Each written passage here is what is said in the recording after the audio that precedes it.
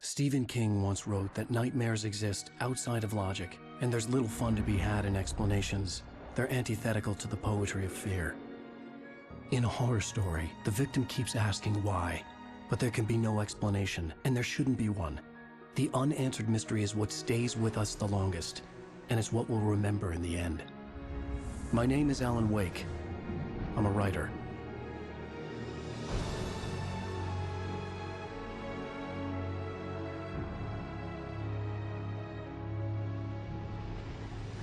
I've always had a vivid imagination, but this dream unsettled me. It was wild and dark and weird, even by my standards. So yes, it began with a dream. Following a typical nightmare pattern, I was late, desperately trying to reach my destination, a lighthouse. For some urgent reason, I couldn't remember. I'd been driving too fast down a coastal road to get there.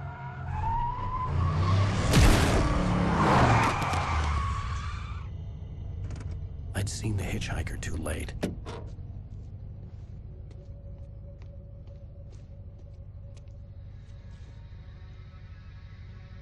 He was dead.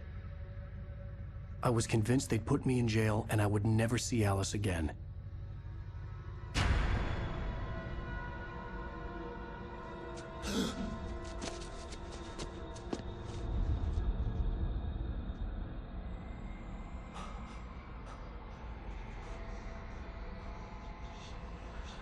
Suddenly, his body was gone.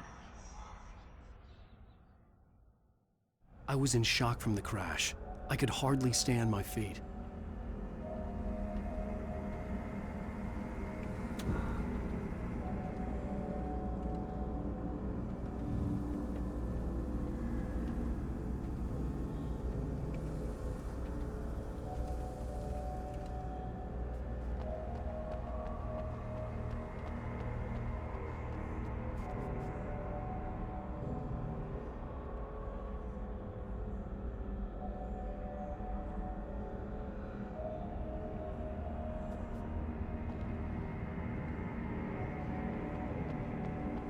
I had to go to the lighthouse. I knew there was something important waiting for me there.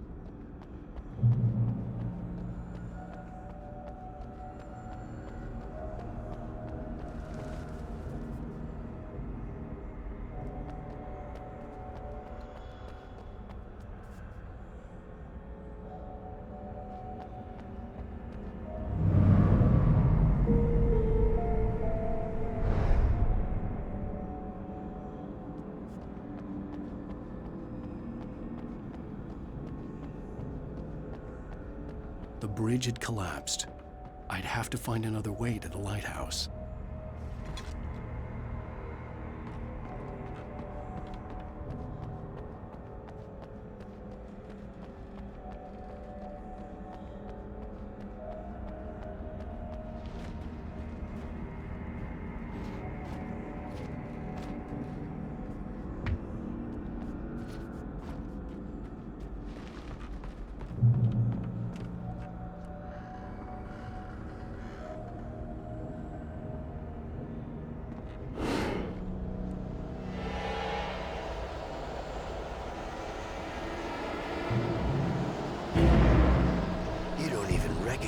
Me, do you, Ryder?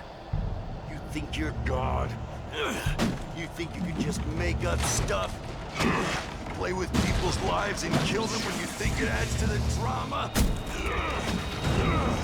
You're in this story now, and I'll make you suffer.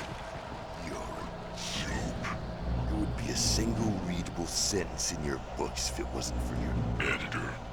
You'll never publish another one of your shitty stories, 'cause I'm gonna kill you. It's not like your stories are any good. Not like they have any artistic merit. You're a lousy writer. Cheap thrills and pretentious shit. That's all you're good for. Just look at me. Look at your work.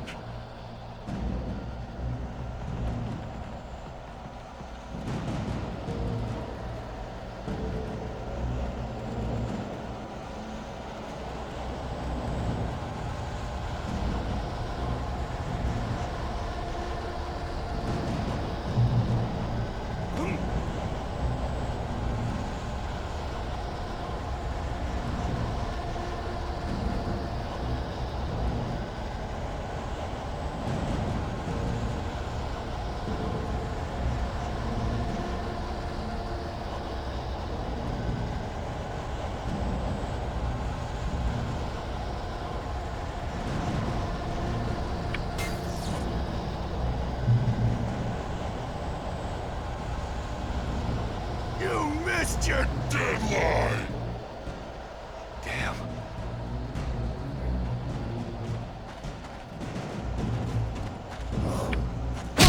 You can't stop me!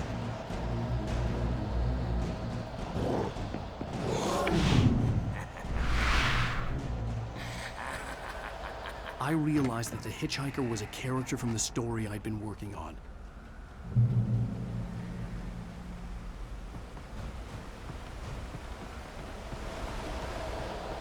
How does it feel to die by the hands of your own creation?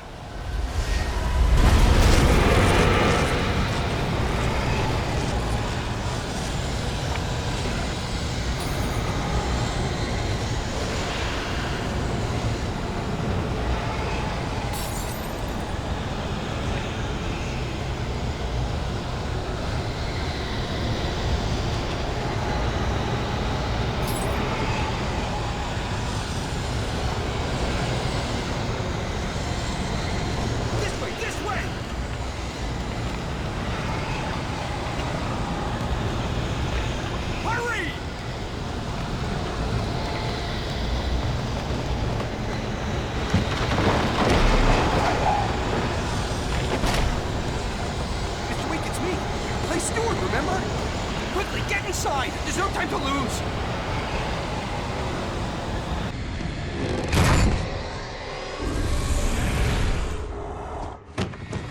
Oh no! Stop! No! Damn it, die! No! No! No!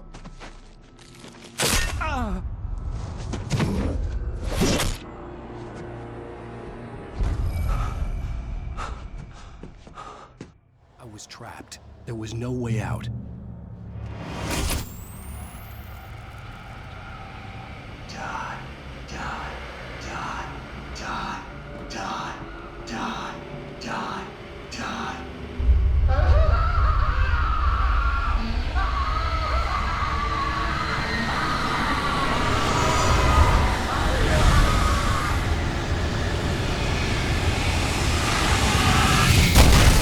The cabin was a death trap. I had to get out.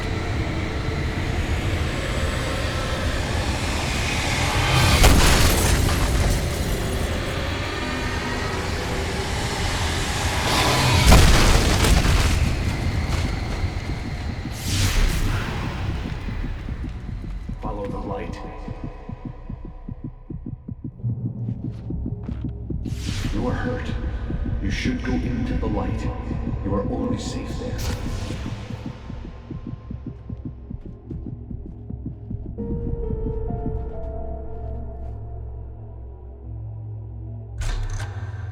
Well done. I have something important to tell you.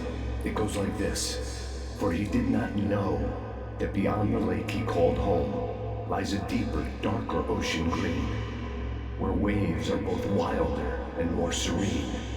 To its ports I've been. To its ports I've been.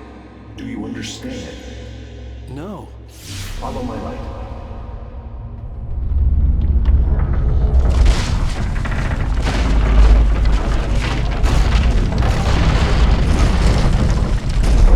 I entered your dream to teach you. The darkness is dangerous. It's sleeping now. When it feels you coming, it will wake up. There's no time. I can only show you the most important thing.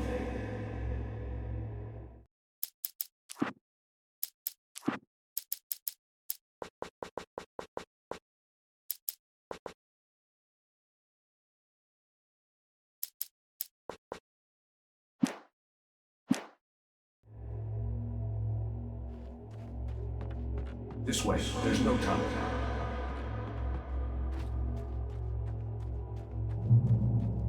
You must follow me now. The hitchhiker has been taken over by the dark presence. You can't hurt him now. The darkness protects him from all harm. Only light can drive the darkness away and make him vulnerable again. Here, take the light. Turn your flashlight toward him and burn the darkness away.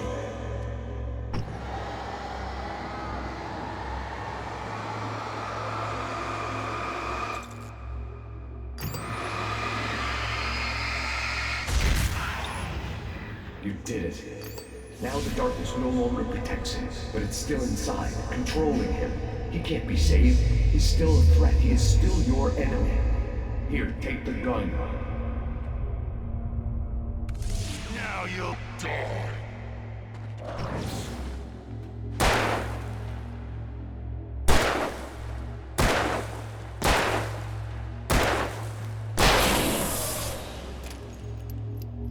Good. You've done well. Remember what I've taught you. That is all. I will give you back your dream now. In the nightmare, a terrible darkness was taking over the world. The lighthouse was the last safe place on Earth. You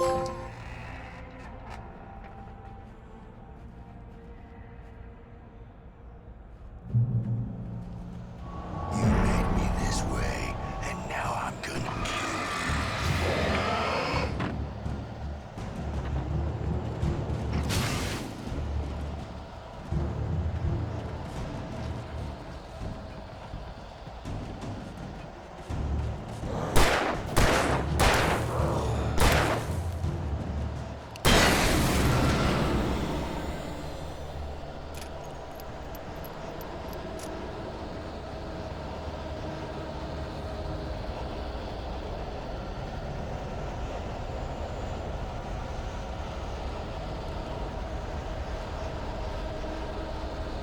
This is it, Witch!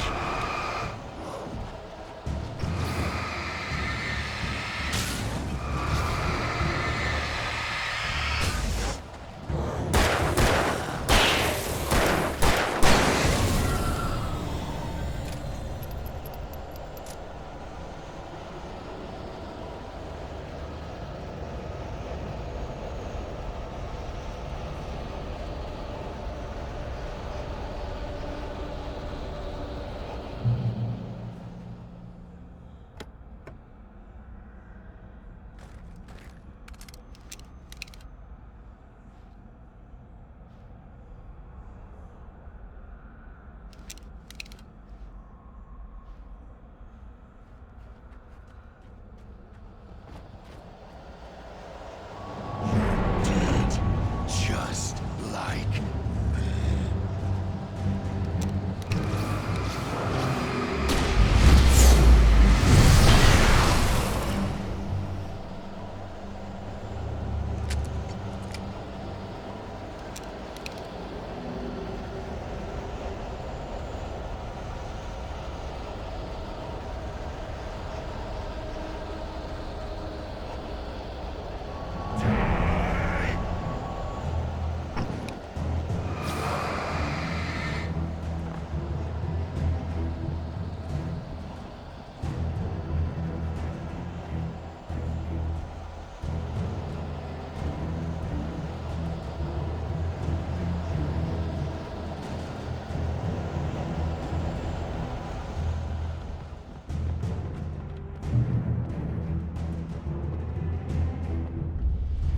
I can keep this up forever!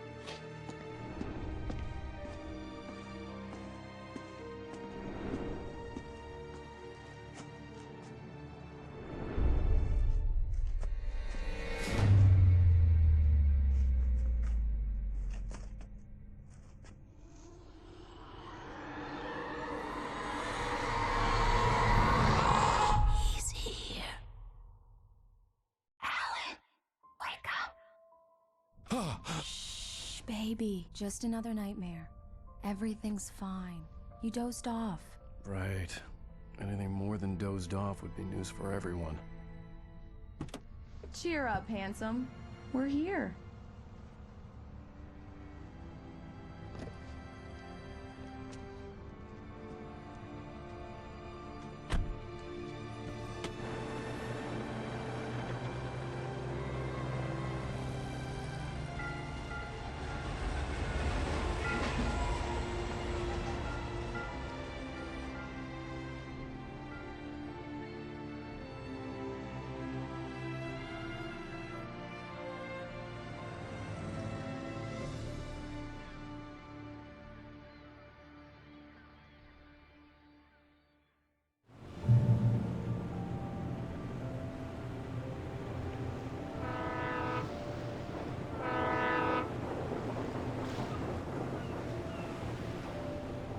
Let's act like we're on vacation. Go stand next to that old gentleman there. I want a shot of you with the town in the background. Sure. I'll even give you a title for the shot. A city boy, moments before he got eaten by a bear. Hi. Hello there.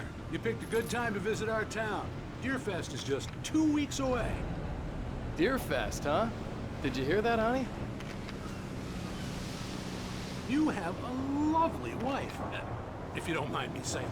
I'm Pat Maine, by the way. Nice to meet you. Yeah, I'm Alan Wake. I won't pretend I don't recognize a famous writer such as yourself, Mr. Wake. A pleasure. I'm an avid reader myself. I hope this isn't too presumptuous of me, but I'm the night host at the local radio station. Any chance I could get an interview? Look, Mr. Maine, I'm on vacation. In fact, I'd appreciate it if we could keep my being here just between the two of us. I'm sure you understand. Fair enough. You can trust me to be discreet. Not a hard man to track down if you change your mind, though.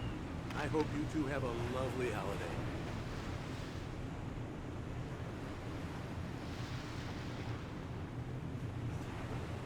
Very nice.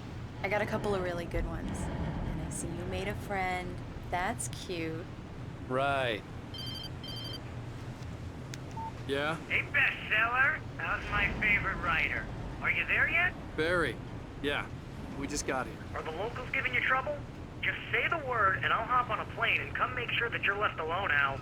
No, Barry, we're fine. Great, great. Just want to make sure you can relax and recharge. So, how is the place? Has it gotten your creative juices flowing? Barry, we're just settling in. Okay, Al. I'll call back later to make sure you're doing okay. And you call me if there's a problem, okay? Okay. Just looking out for you, buddy. Talk to you later. I love you too, Barry. You know he's going to be calling you every 5 minutes. Barry is Barry. I can always turn off the phone. What did I tell you? Text message from Barry. He says hi to you too. Alan, we're here. Come on, let's get back to the car.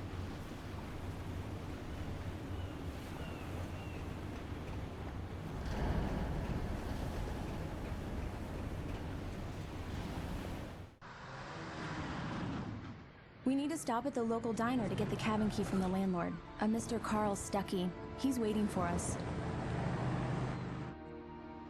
I'll go fill her up while you get the key. I'll pick you up here in, say, 15 minutes? Sure. Alan, thank you for coming here with me. I love you too. Go on. I'll promise to behave.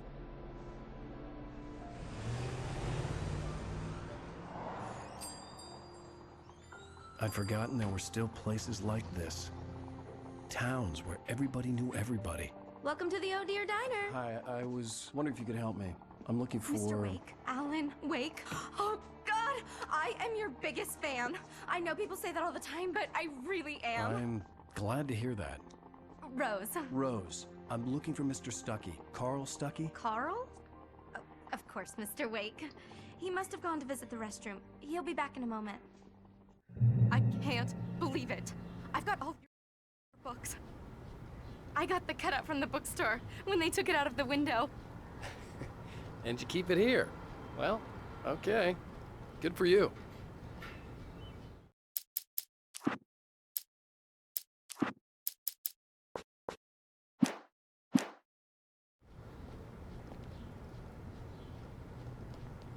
Try the coffee. Just don't blame me when you fall in love, 'cause it'll break your heart when you have to leave. Rusty here is no longer human. Nothing but black coffee under a thin layer of skin. Yeah, that makes two of us. Right. So much for a quiet Are you vacation. staying long, Mr. Wake? I can't believe it. I'm having a conversation with Alan Wake. Do me a favor, Sonny. I could really use a tune right now. Coconut, number 6 in the jukebox. I'd do it myself, but both of my legs have gone to sleep. Bad circulation. Yeah. Are you serious? Coconut again? You disgust me. Call yourself a rocker. Unbelievable. Ha!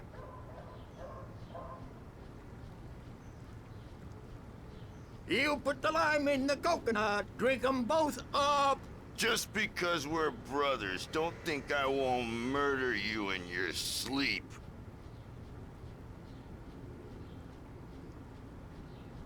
Yes, that's my favorite tune.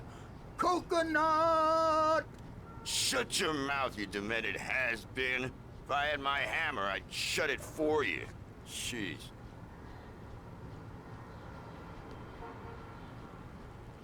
Tune number 6 in the jukebox. Children of the Elder God. Now there's a song for you.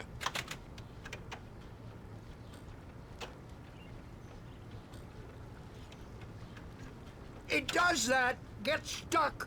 Yeah, you need to give it a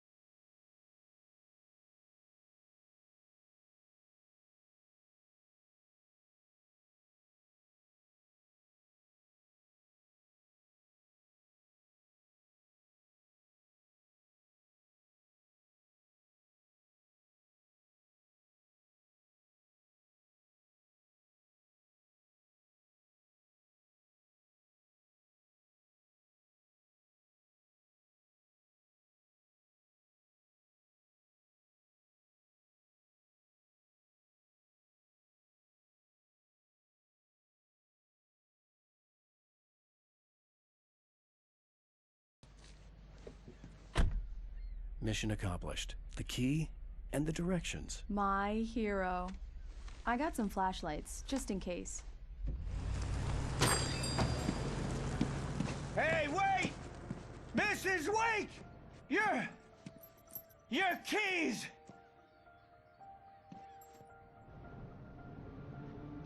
That diner was a real nut house.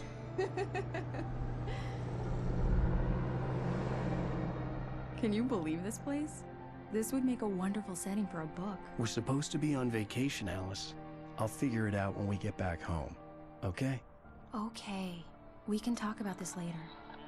Batman here on PBFF. I didn't want to talk about it. I wanted to bury my head in sand. Here's another one of my favorites to go with it. Once upon a time,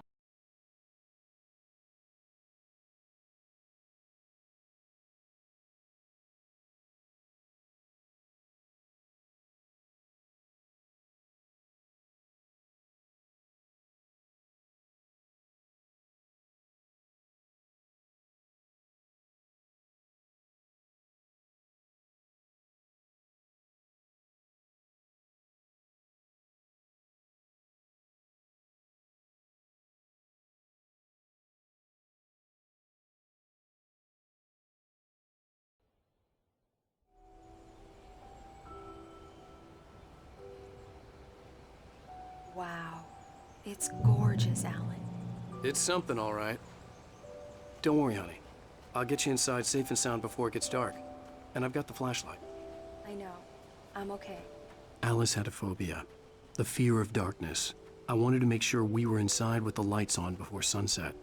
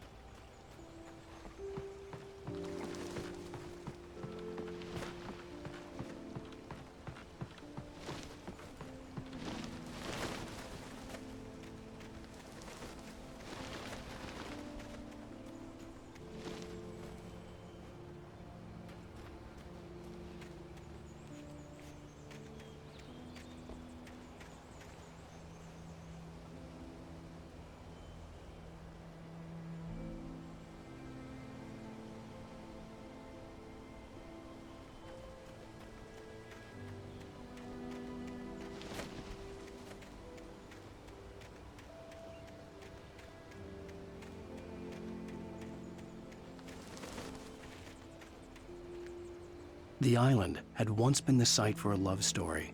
Maybe it would be that again.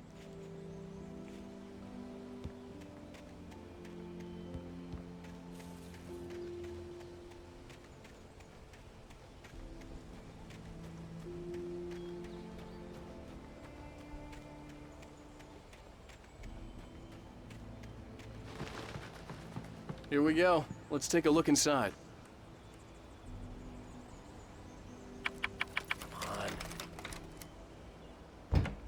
It's dark in there. We need lights. Can you figure out how to get the power on, honey?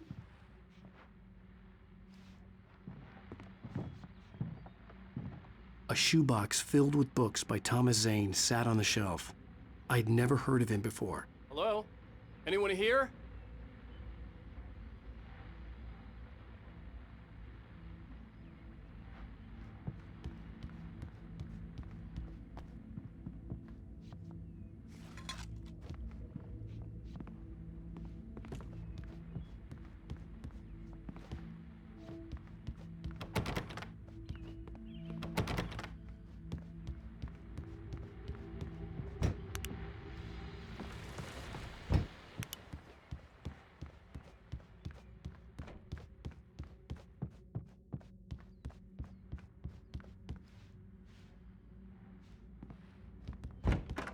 For a moment, the oppressive feel of the nightmare I had seen on the ferry returned. Damn.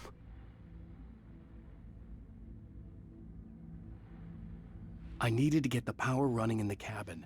There had to be a fuse box or a generator somewhere on the island. The cabin looked like a time capsule from the 60s, or even earlier.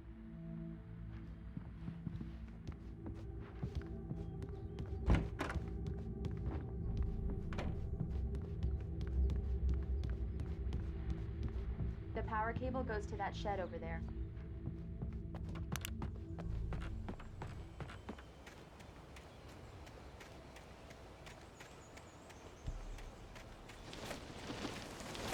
An old generator had been connected to the power cable.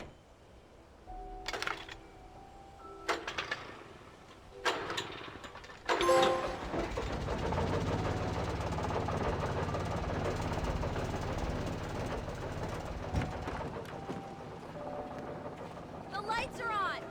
Good work, honey. I'll freshen up a bit and start settling in. Okay, I'll look around a bit. Sure thing! Have fun!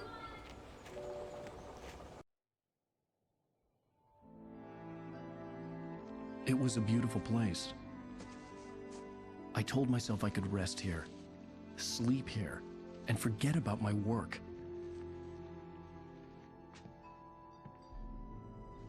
I thought we could be happy here.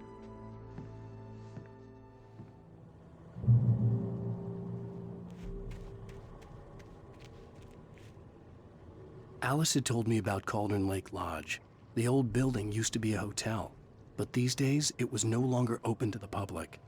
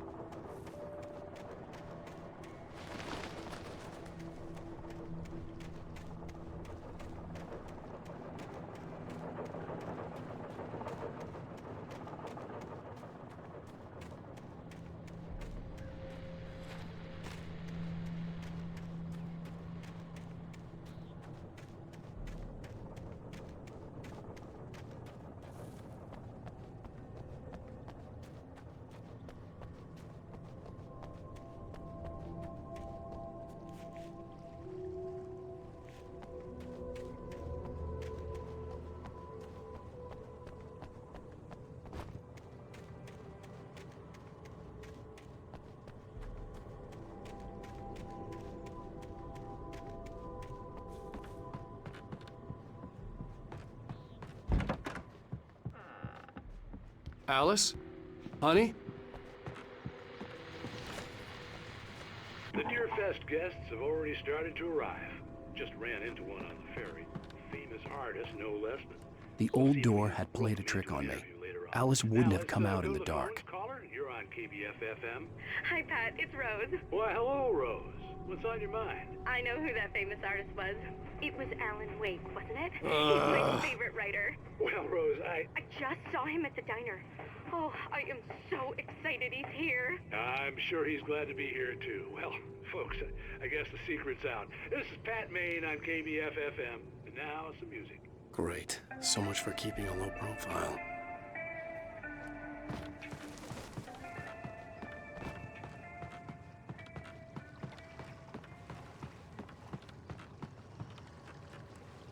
The water was black.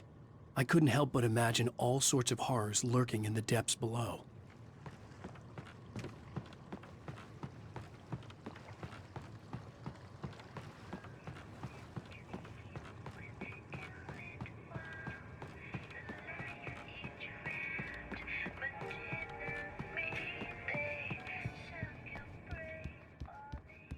Alan, I'm upstairs. I have a surprise for you.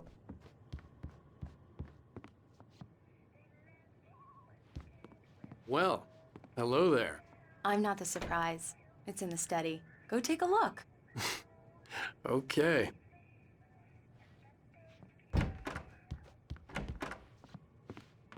Surprise! Alice? What is this? I guess I have a small confession to make.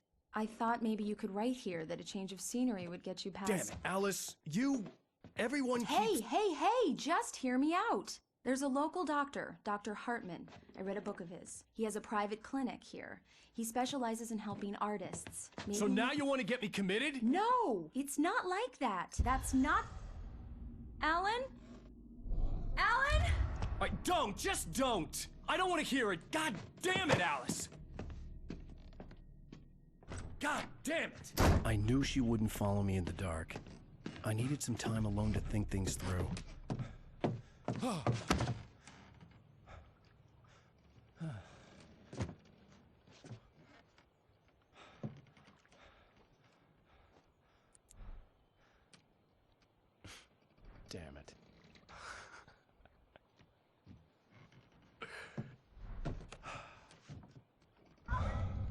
Alice? Alice? Alice! The cabin had gone dark. All the lights were out.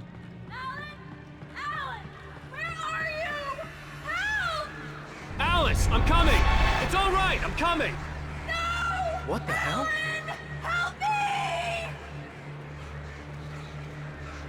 Alan! No! No! Ah! Alice? Alice?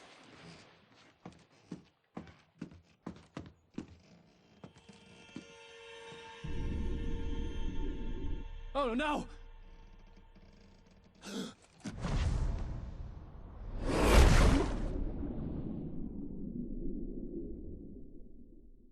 Keep going, Alan. Wake up. Alice?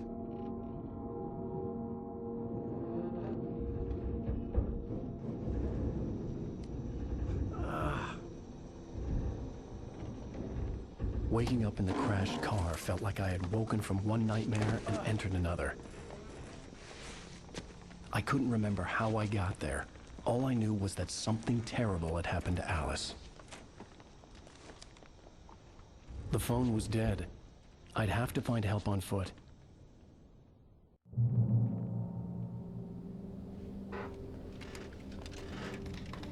Among Alice's things was a book, The Creator's Dilemma, by a Dr. Emil Hartman. Seeing the book brought back my fight with Alice. I didn't like it, and I didn't like the guy's smug face on the cover either.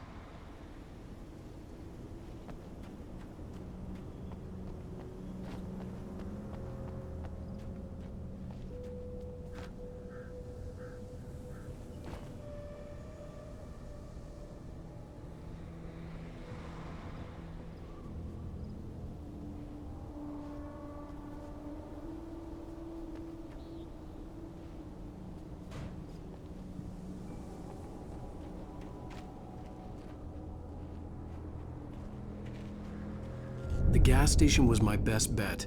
They'd have a phone I could use. It looked like a long hike through the forest to get there.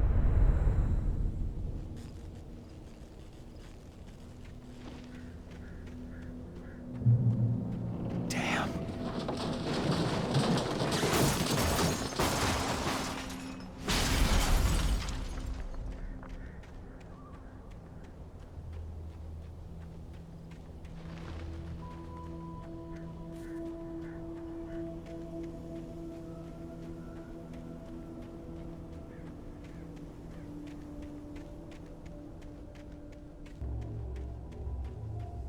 Hello?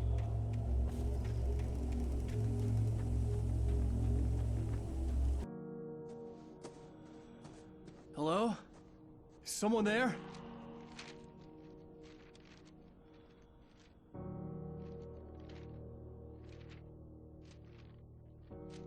The loose sheets of paper were pages from a manuscript entitled Departure.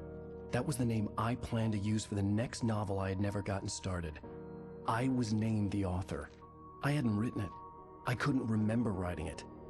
In the scene on the page, the hero was attacked by an axe murderer in the woods at night.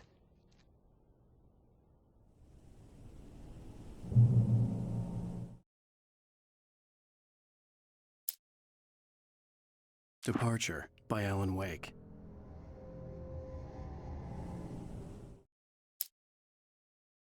The man turned to face me. His face was covered in shadows. It was hard to make him out in the darkness of the forest that surrounded us, but the axe he lifted was plain to see. It glistened with the blood of his victim. He grinned madly. The shadows were alive, distorting his features. It was a scene from a nightmare, but I was awake.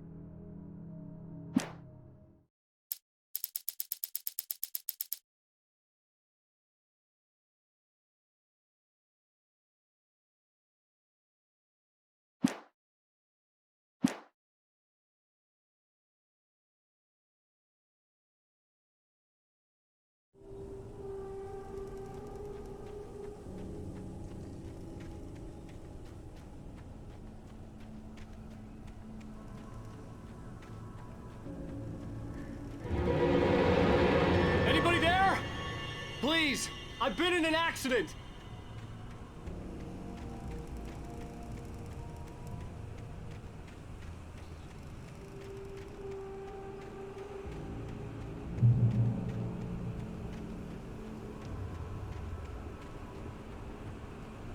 The lights up ahead were a good sign. Maybe I wouldn't have to hike all the way down to the gas station to find a phone.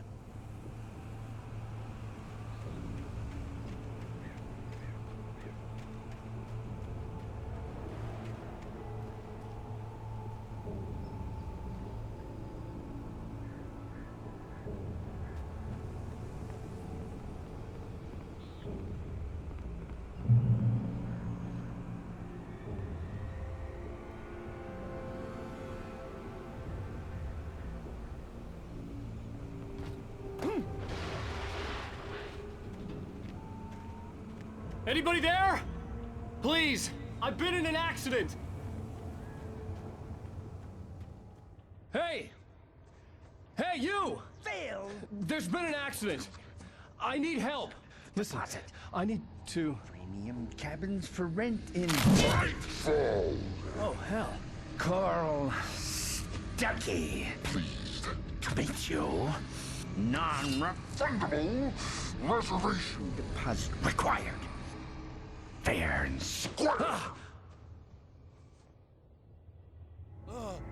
Fair and square.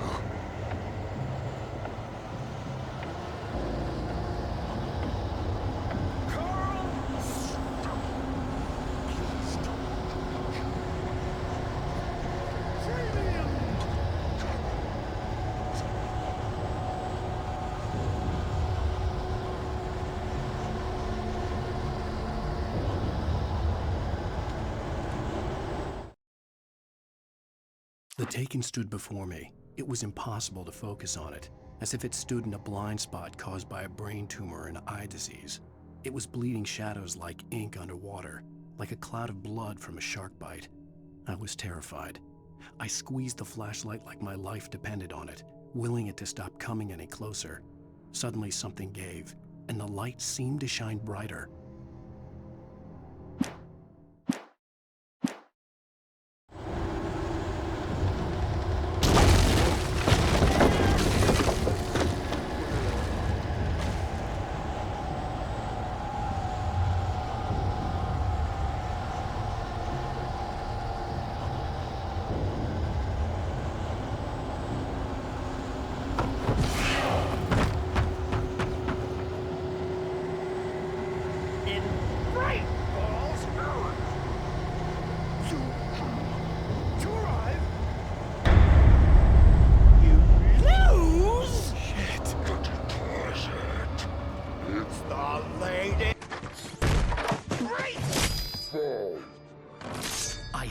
Figure a way out of this.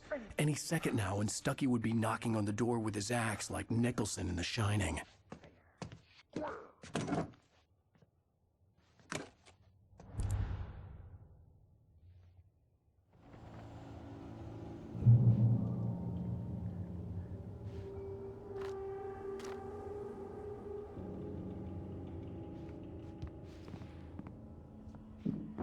During your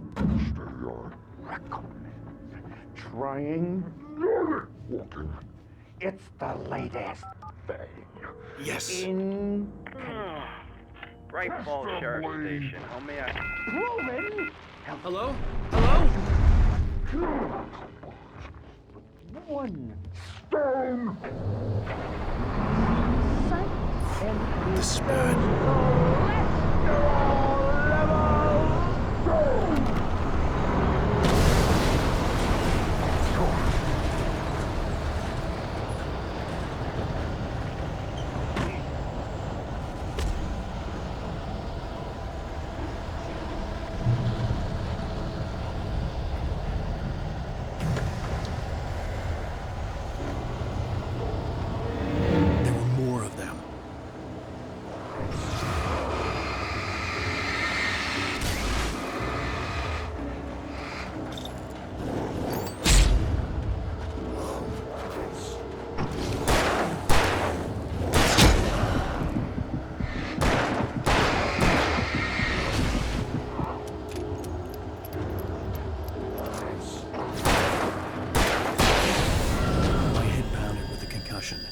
I'd never fired a gun outside a shooting range, and now I just killed someone. Or something. There were no bodies. They just disappeared. if I was dreaming. It felt real enough to make me sick.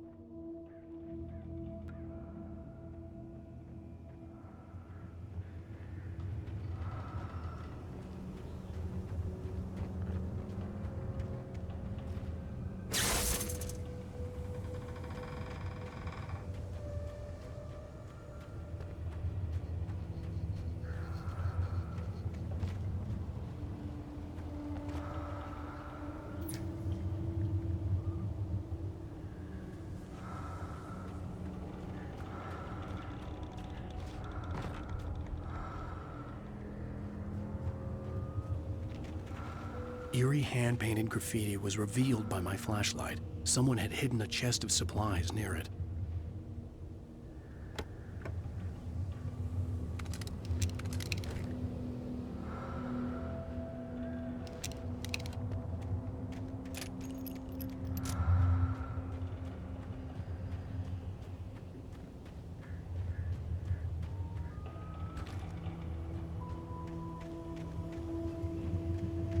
The dark forest was the last place I wanted to go, but I had no choice. I had to get to the gas station.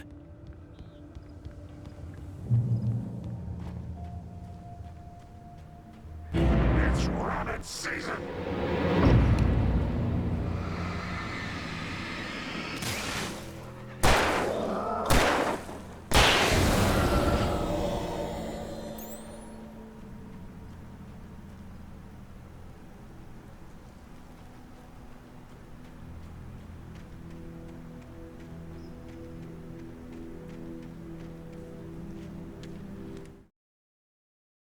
Rose knew she had been gushing, but right now, she didn't care.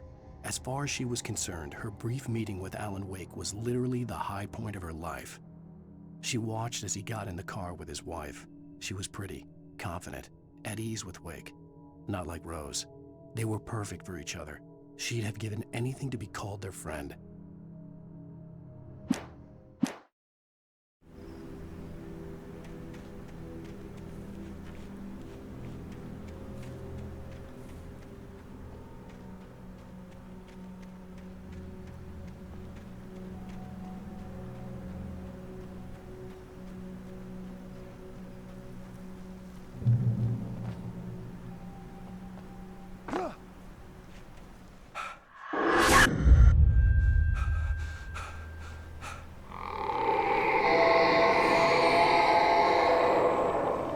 What the hell was that?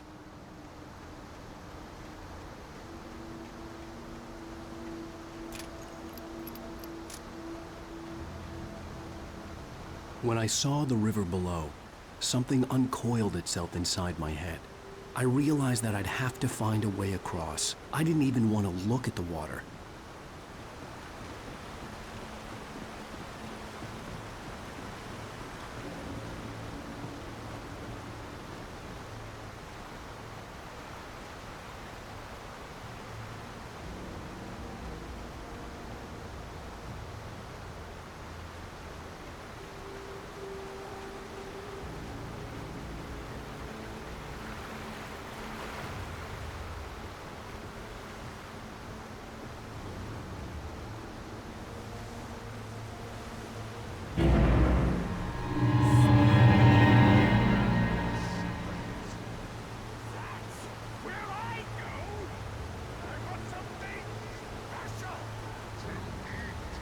Stucky was still out there, in the dark, stalking me.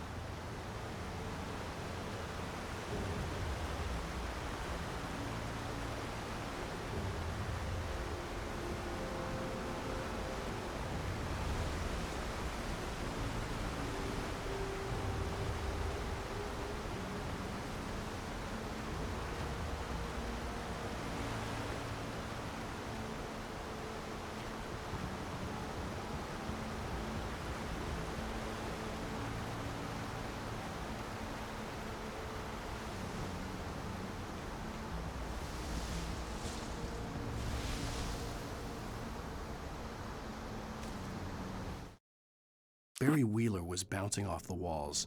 He jumped on a plane after his calls were ignored by both Al and Alice for several days. It could mean that they were both on a second honeymoon, but Barry didn't buy it. Al had been way too unstable for that, not sleeping, messed up. Barry had years of experience dealing with Alan Wake, and he couldn't ignore it. Something was wrong.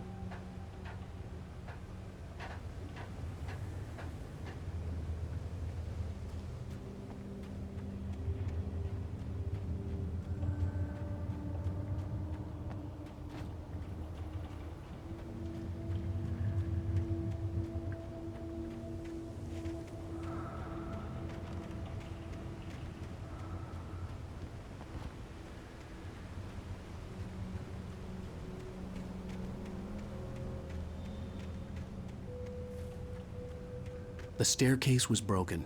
I had to make my way up some other way.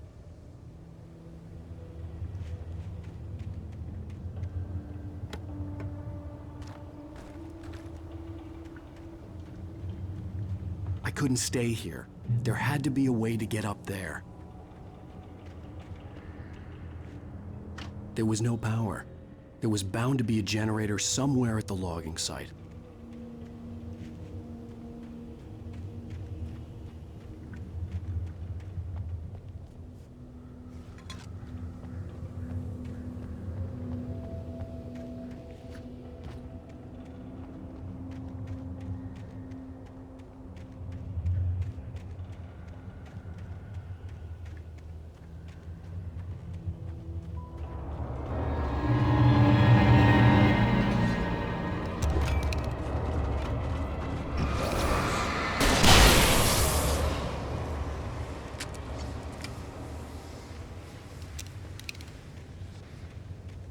With all this forestry equipment around, there had to be something I could use to reach the top.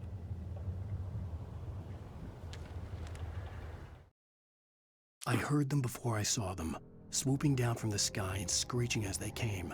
I spun around just as the cloud was upon me. For an instant, I stared into 100 dead eyes, black pearls glittering in the darkness. I raised the flashlight and the swarm exploded like fireworks. Feathers burned, turned into ash. I couldn't hear my scream above theirs.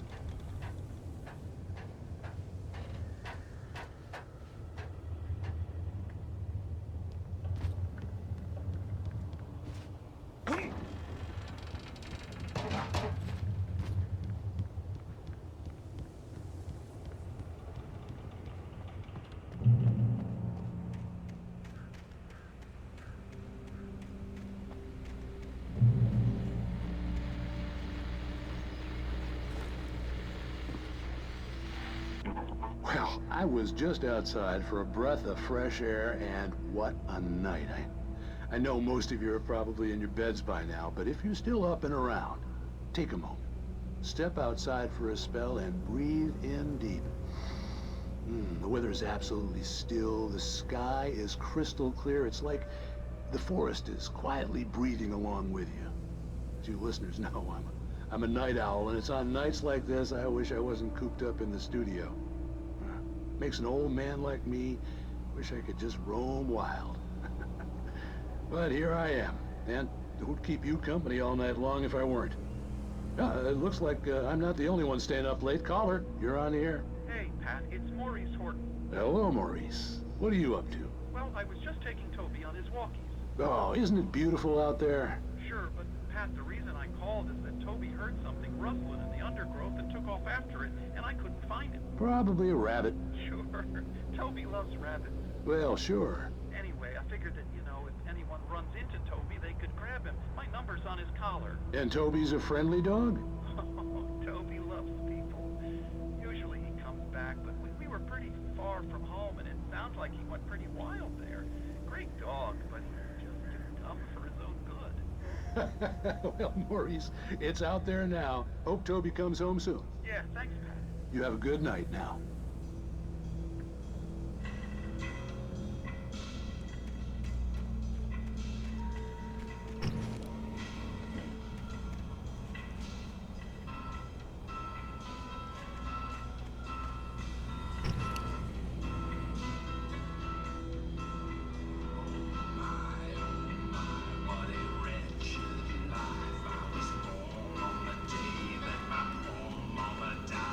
I was cut from a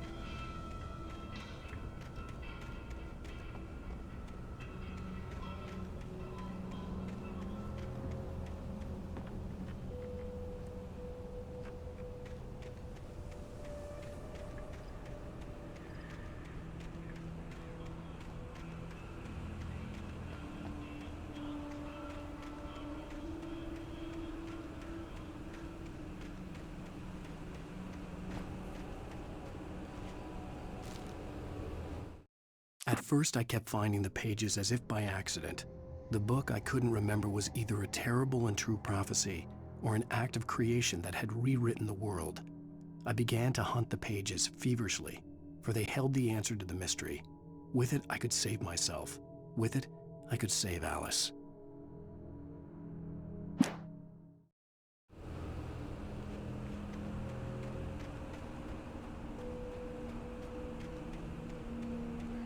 The gas station was closer now, its light welcoming in the darkness.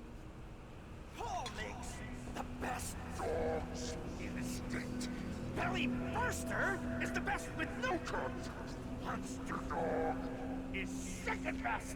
The famous dog is...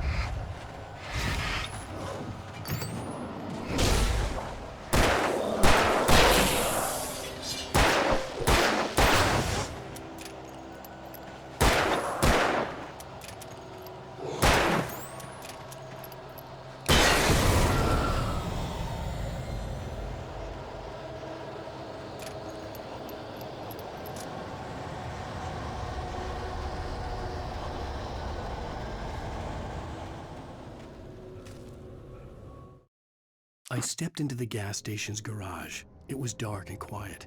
The place was a mess. It looked like someone trashed the place or that there'd been some kind of fight. Light spilled into the room through an open door at the back, and I made my way toward it. Without any warning, I was blinded by a bright light. An old portable TV on the shelf had come alive by itself. Impossibly, I could see myself on the screen, talking like a madman.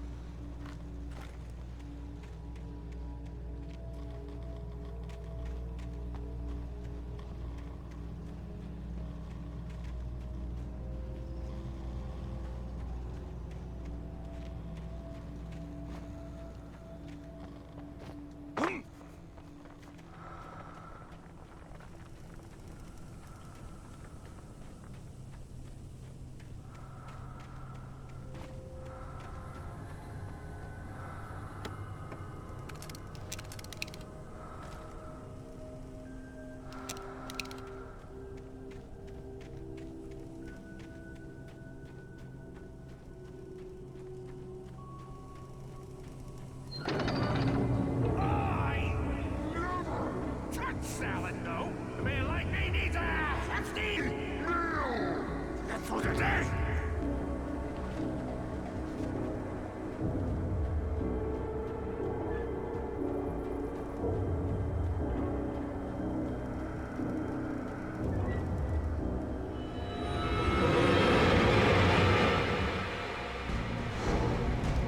Enjoy the magnificent.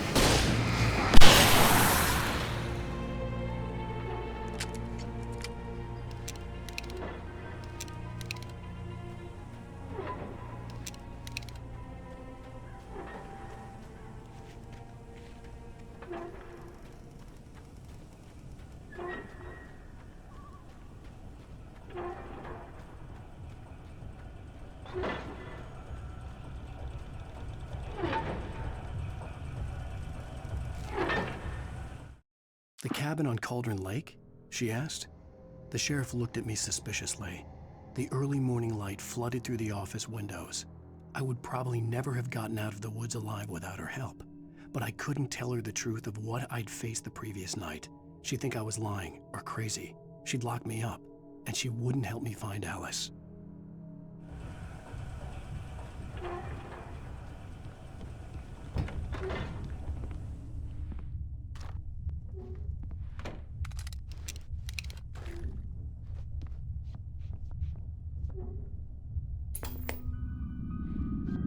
Science. It bestows immortality on those who advance it to elevate all of mankind. Newton, Einstein, Sagan, princes among men. But the price for such a legacy is steep indeed. In Night Springs. Tonight's episode, a quantum suicide. If our lives are already written, it would take a courageous man to change the script. Having called a press conference, Dr. Barclay Colvin is about to demonstrate that very courage. Ladies and gentlemen of the press, I am Dr. Barclay Colvin, and I'm glad so many of you could join me here at the Moorcock Institute. Tonight, I'm going to give a practical demonstration of the many worlds interpretation. As you can see, this is a loaded 9mm pistol. It shall be part of a thought experiment. And now, a real experiment, known as a quantum suicide. Did he say suicide? Is that a real gun? He's kidding, right? Please, stay calm. There is no risk.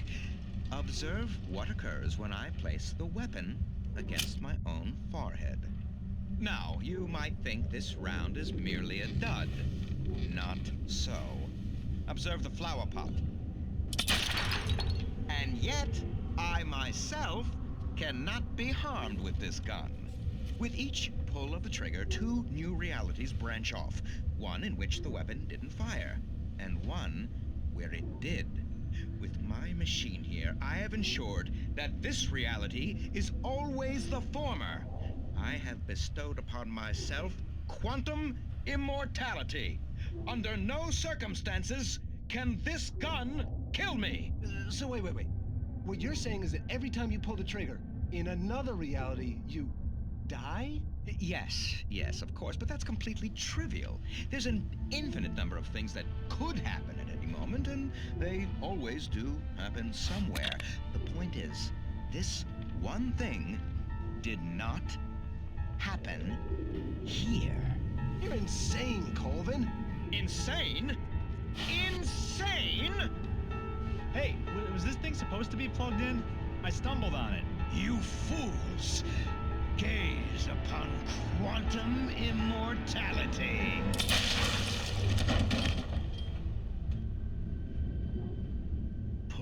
Poor Dr. Colvin, felled by his own hubris or the ignorance of the masses.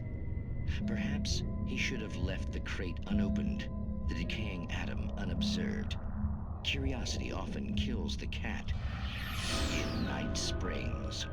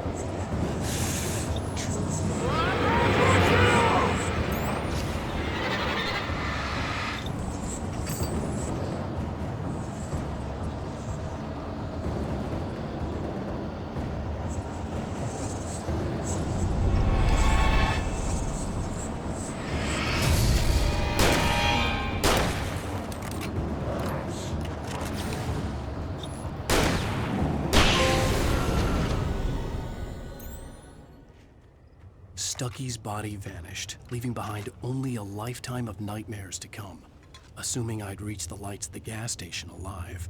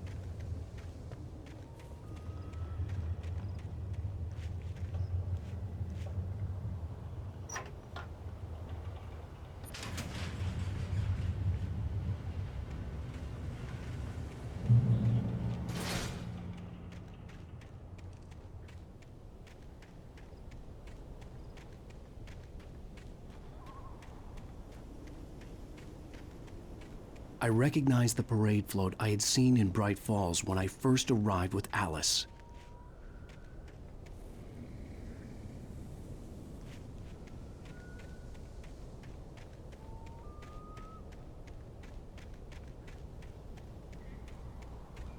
After the insanity I had just experienced in the darkness, the lights of the gas station felt comforting. At least for a moment, the sane world reasserted itself.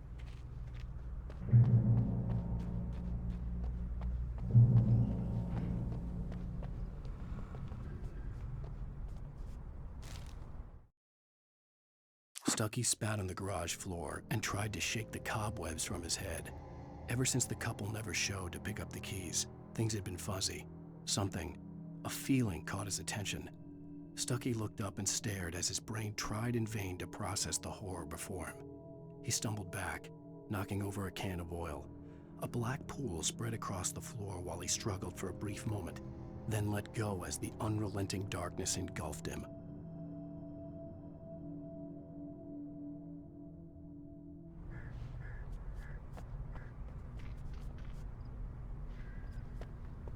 The Deer Fest had been 2 weeks away when we arrived. If the day count on the banner was right, I was missing a whole week between the night we got here and now.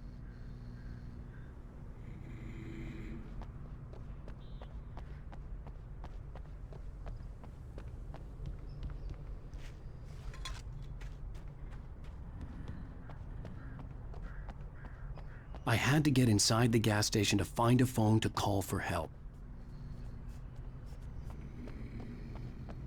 The garage was a mess. It looked like someone had trashed the place, or that there'd been some kind of fight.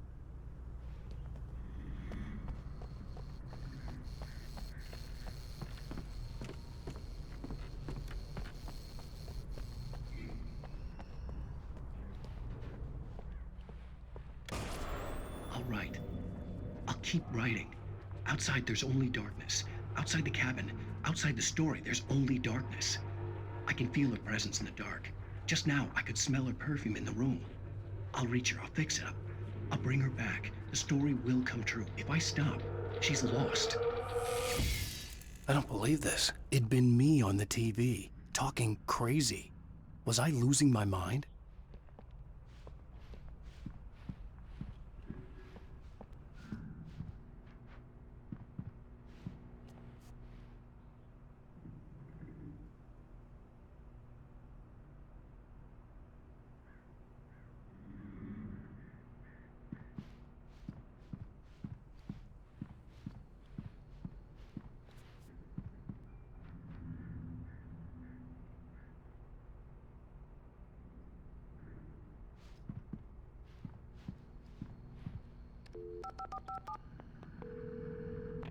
Bright Falls Sheriff Station.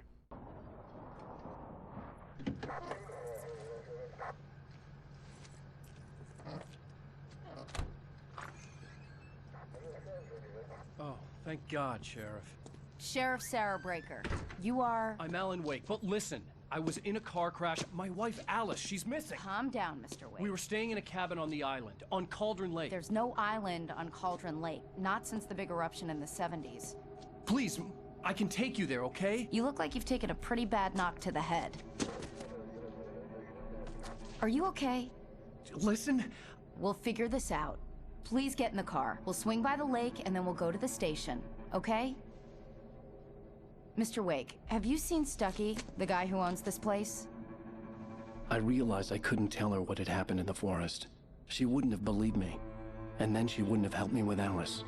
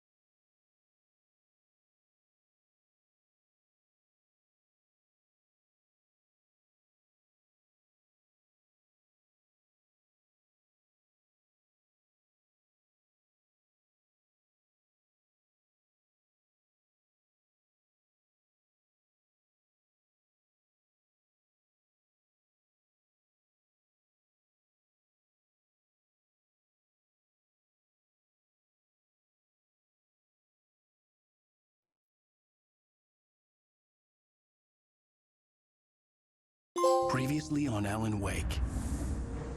I came to Bright Falls with my wife, Alice. Thank you for coming here with me. I thought maybe you could write here. I don't want to hear it! God damn it, Alice! Now, she's missing. Alice? Alice? I woke up behind the wheel of a crashed car. I'm missing a week. I was attacked by shadowy men straight from a nightmare.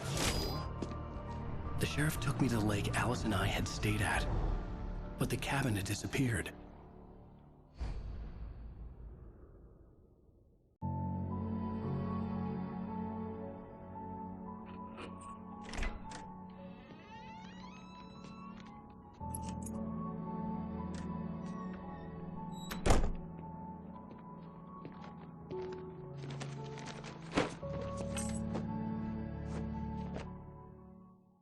Honey, I'm home. Back here, sweetie. How was it? Worst weather I've ever seen. You should put some coffee on. It'll warm you up.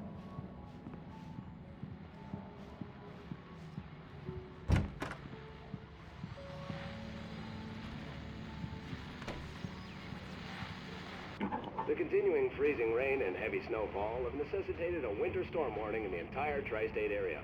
People are advised to stay indoors as many roadways are already closed, and city officials are not expecting snow crews to keep up with the weather. We're now on the third day of the blizzard, and the weather is not expected to clear up anytime soon.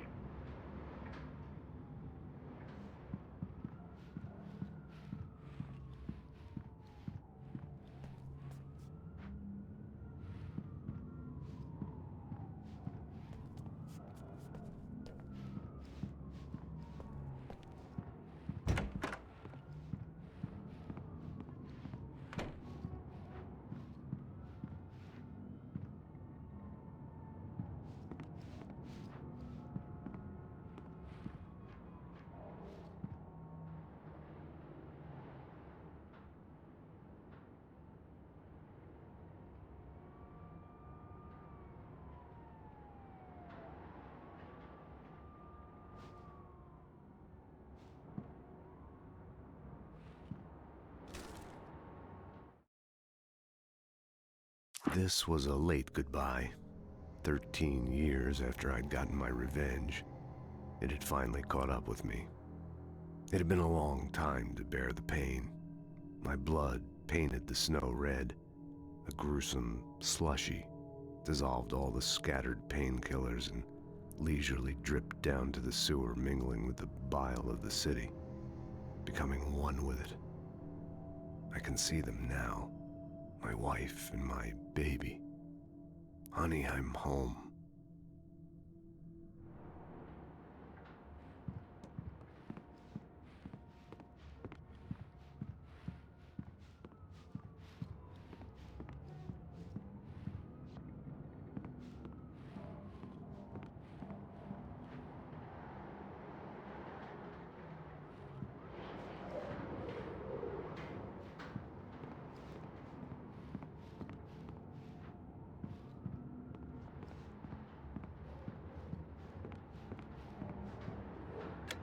Coffee's on.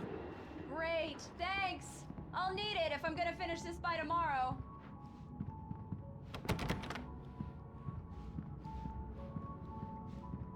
Oh, hey, I just finished those cover mock-ups. They're on your desk. Tell me what you think. No kidding. I didn't think you'd get them done this quickly. On occasion, I can perform all sorts of miracles, my dear. Oh, really? Well, you seemed to think so last night.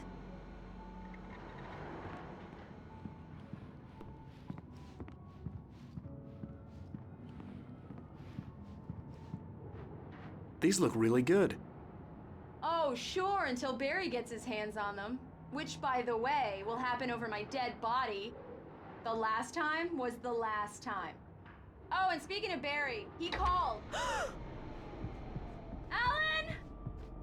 Alan, please check the fuse box. I'm right here. I'm on it, honey. Please hurry. Honey, it's a power outage. I've got the flashlight. Okay. Hi. You okay? I'm sorry.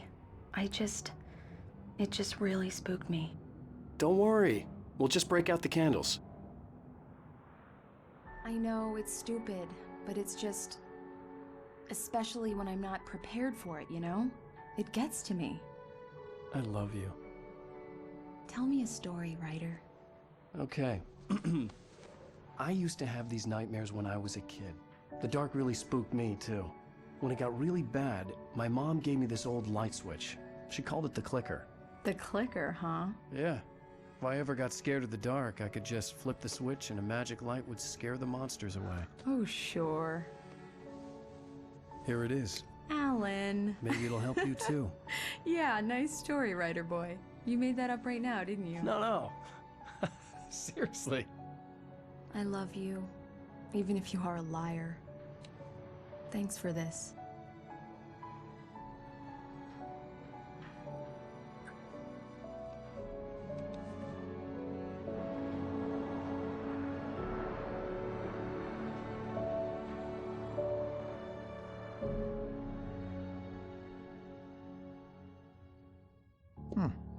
How do you feel, Mr. Wake? Any nausea, disorientation, anything like that?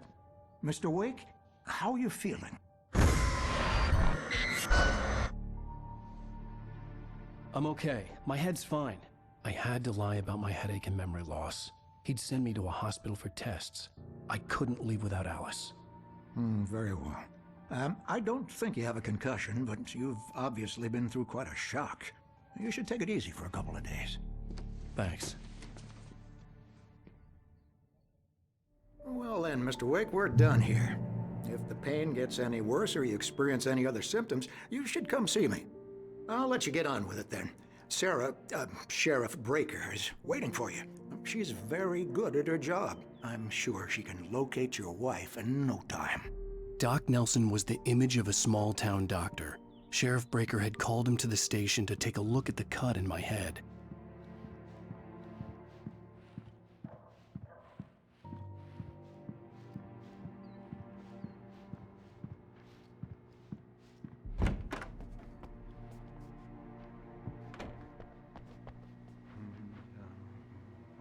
Thank you for testing the lights, Miss Weaver. Everything seems to be fine. I don't have the luxury. The bulbs will need changing soon. You can't change them in the dark. I'll be sure to take care of it, Miss Weaver. Have a nice day now. Very good. I'll come back later on to remind you, just in case.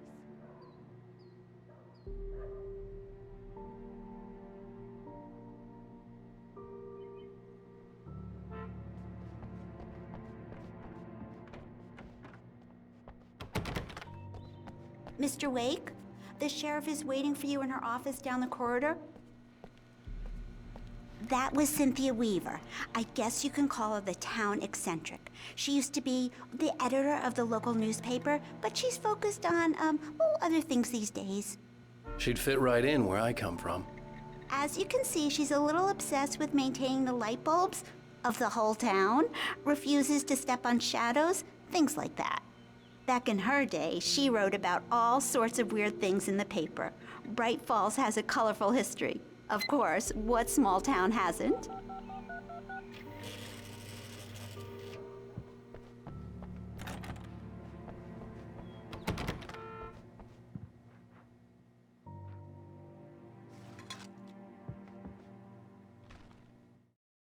Alice looked through the viewfinder, lining up the shot.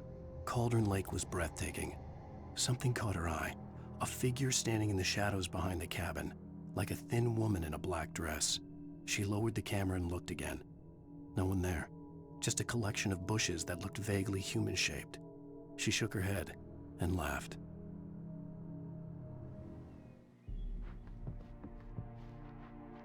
Yeah, it's Mulligan here.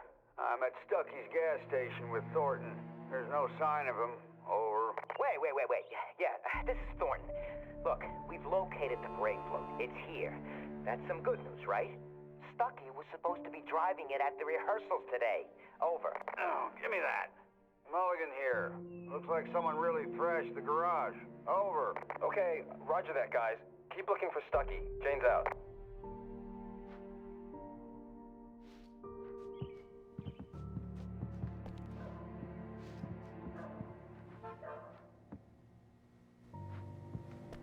The sheriff wants to see you in her office, Mr. Wake.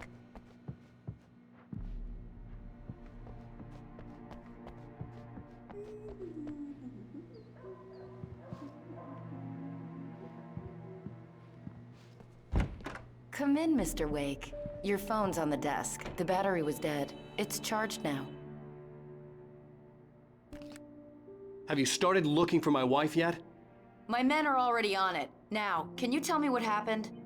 I'm not sure. I can't remember. We were arguing. I walked out of the cabin. The cabin on Cauldron Lake? How did you end up at Stucky's gas station? I wanted to tell her what had happened last night, but I couldn't. She'd lock me up. Excuse me. I need to take this. Hello? Alan, please help me. Alice? Stop talking to the law. You'll do exactly what I say if you ever want to see your wife. Who is this? Go to the back lot. There's a hole in the fence on the left. Look inside the junker. I left a little something there to convince you we're all on the same page here.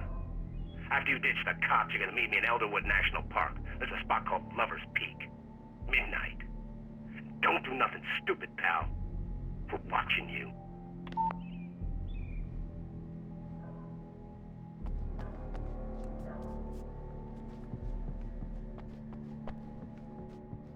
Mr. Wake, can I help you with anything? I need to get some air. The sheriff said I could go out back. Of course, Mr. Wake. You can get there through the cell corridor. Just don't mind Walter in there. He's one of our regulars. I thought he quit drinking for good. Oh, no such luck. He went on a bender Lights and on! pretty badly. The deputies, Started they shouting like don't that the moment he understand. woke up. They won't listen to me. I need it to be bright in here. Thank you, man, thank you. Hey, you're all right. You're a good guy. Don't let anybody tell you different. You know, I shouldn't even be in here. The cops, they got it all wrong. See, sure, I beat him up, but I wasn't drunk. I mean, I wasn't drunk at the time. I only got drunk afterward. Okay, listen. You gotta listen carefully now. Here's the kicker. That wasn't Danny. No, sir. It only looked like him. You wanna know who it really was? I'll tell you who it really was. It was a goddamn space alien! I know it sounds like something a drunk would say, but believe me, I wasn't drunk then.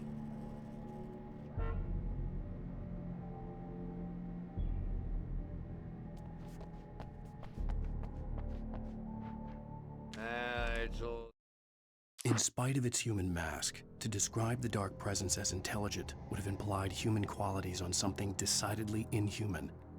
Nonetheless, it found the one spot in the diner that was dark enough. Some light spilled into the corridor, ravaging it. But it took the pain. Horrible as it was, the writer would soon fix that. He would be coming to the one place where it still had power.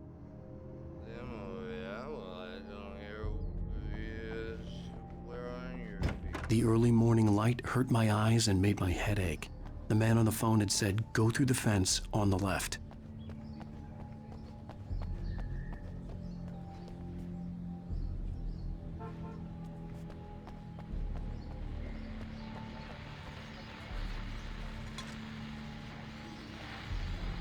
Well, folks, it's been another long night, and it's about time for me to sign off for a while. God knows I need my beauty sleep. Just one more item before I go. It's been a busy night for the Sheriff's Department. We've had a few broken windows, even a report of shots fired on Main Street. Deputies Mulligan and Thornton had to deal with two intoxicated young men who were celebrating the completion of their Deer Fest float. Now, folks, we get this every year. I know it's exciting, the big day's almost here, but let's save it for the party and leave the gunplay for the shooting competition, huh? There's no point in getting all worked up yet.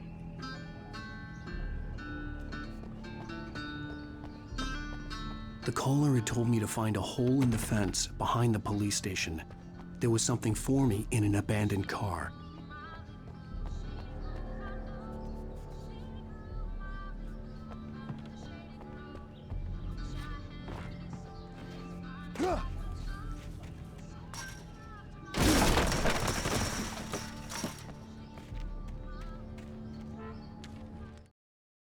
The kidnapper fired his gun one last time, and the shadow vanished into the darkness it had come from.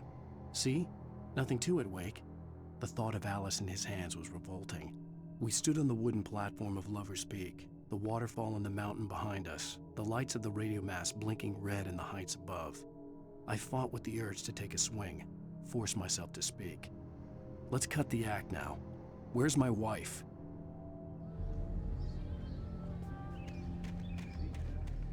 Alice's driver's license had been placed on the front seat. The caller meant business. Barry? Ow! Ow! Thank God! Where the hell have you been? I've been trying to reach you for a week, you and Alice.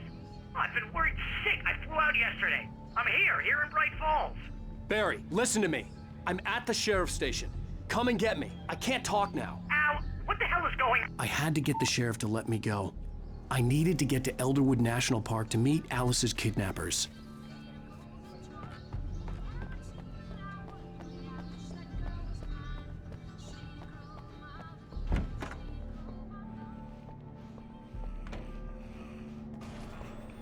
A writer is a light that reveals the world of his story from darkness, shapes it from nothingness. The way a sculptor carves a statue from a block of granite. If I stop, the world I'm making dies. Darkness will reclaim it. It's a long, hard journey into the dark. Alice's life is at stake, but I can't think about that, or I'll lose it. The dread lingers at the edge of perception. I'll push on. Anything is possible here. I'll write the story. I'll save her.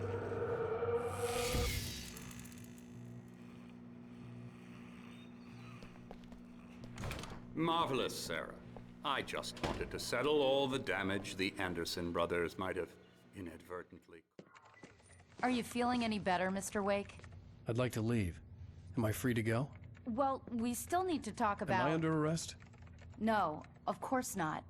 But I need to know where you'll be staying so I can get in touch with you. I'd avoid the motel. The Majestic is known for its roaches. The cabins at Elderwood are pretty nice, though. That sounds perfect. I'm Dr. Emil Hartman. I'd like to invite you to stay at Cauldron Lake Lodge. Did you talk to my wife? I had the pleasure of discussing your situation with her on several occasions. Did you set something up with her? I invited her here. My clinic is a place where... Oh, hey! Oh, my! Take it easy. Hey, nobody move! Get your hands off of my client! Who are you? I'm Barry Wheeler, his agent. If you have business with Mr. Wake, you talk to me. You yokels won't know what hit you once I sick my lawyers on your asses. No harm done, Sarah. I'm all right. I don't want to press charges.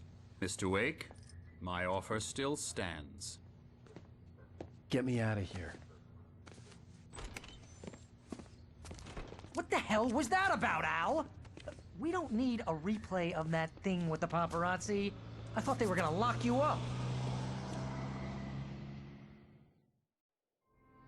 I had to talk to someone. I told Barry everything. He thought I was certifiable, but when he heard about the manuscript, I had him. The fact that I'd written something, even if I couldn't remember it, was enough for him. He smelled money. And he believed that Alice had been kidnapped. Anything beyond that was another story. I had a midnight appointment with the kidnapper in a place called Lover's Peak, somewhere in Elderwood National Park. The plan was to rent a cabin. I don't like it, Al. I don't like any of it. It's not good. In fact, it's the absolute opposite of good. Mr. Wake! Barry, you found him! Hi, Rose. Oh, wow. I was just thinking about you, too. Great. I was just bringing Rusty some coffee. He's on the balcony, looking after Max. Poor thing. I really need to go. Great to see you again, Mr. Wake. Later! Who's Max?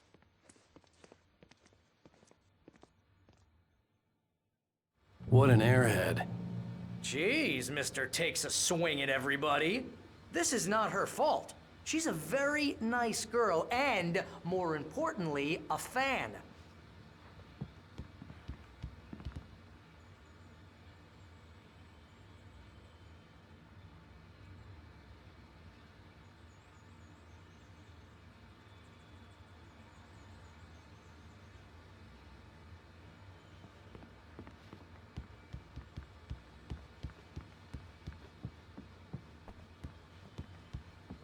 I'd come here to rent a cabin, where I could wait till midnight.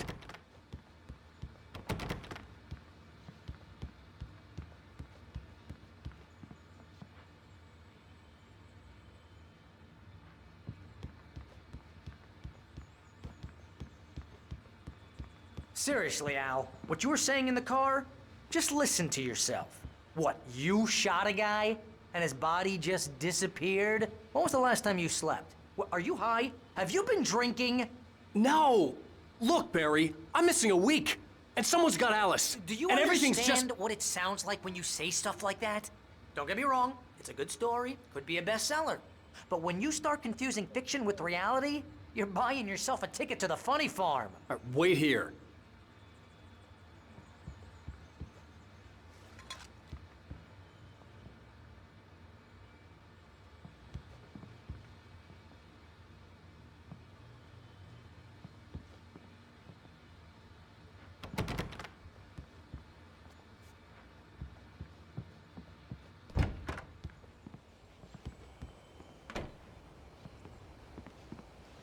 Easy there, boy. I'm almost done. Hey, Rusty, right? You rent cabins. Oh, Mr. Wake. I'd shake your hand, but mine are kind of full here. Actually, I'm sorry about this. Would you mind grabbing the registration form from the desk? It's just across from Bucktooth Charlie. Okay, sure. What happened? Crazy poachers. Max here got his foot caught in a trap. They're illegal to use here. Hell, you're not supposed to hunt within the park at all. But that doesn't stop some lowlifes. Well, at least Max is gonna be okay. He got lucky. Max is still groggy from the shot I gave him, and I'd rather not leave him alone just yet. The form's on the desk across from the mammoth skeleton. Seriously, Al, you can't just go and meet a kidnapper. Those situations always end up in disaster. You gotta talk to the cops. She's my wife, and it's my call. Can we talk about this later?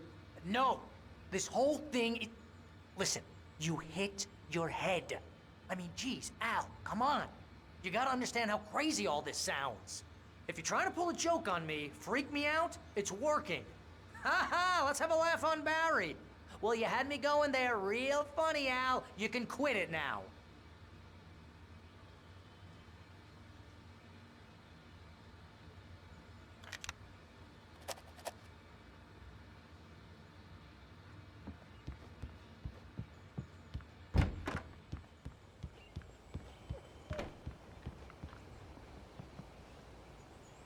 I think this is the form you wanted. And here are the keys. Okay, you're all set, Mr. Wake. Glad to have you staying here. Thanks. Can you tell me how to get to Lover's Peak? Oh, sure. It's at the end of the nature trail. Just follow the paths, you'll get to it eventually. It's an easy walk. Nice spot, too. If you have any trouble finding it, just keep your eyes on the radio mast. It's right below that. Oh, and hey, if you take a walk in the woods, watch your steps so you don't end up like Max. I guess I'm a little worried. We got a bunch of campers out there we haven't heard from. It's not like these people are on a schedule, but with the traps, well, you know. I just don't want any trouble. Right, thanks.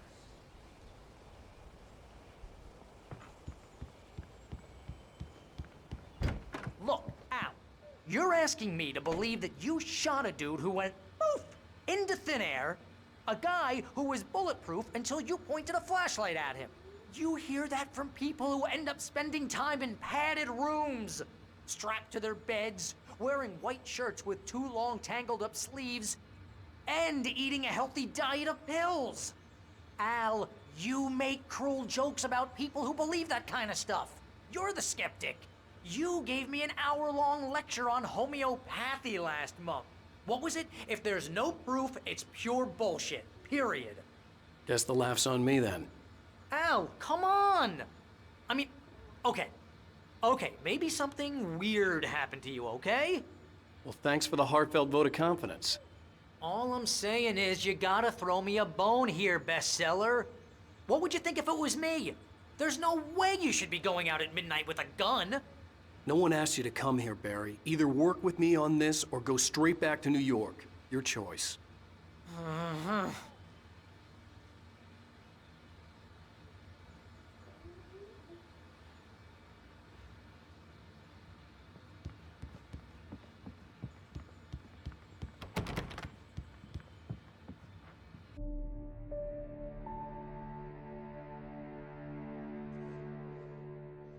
That's just crazy talk, Al.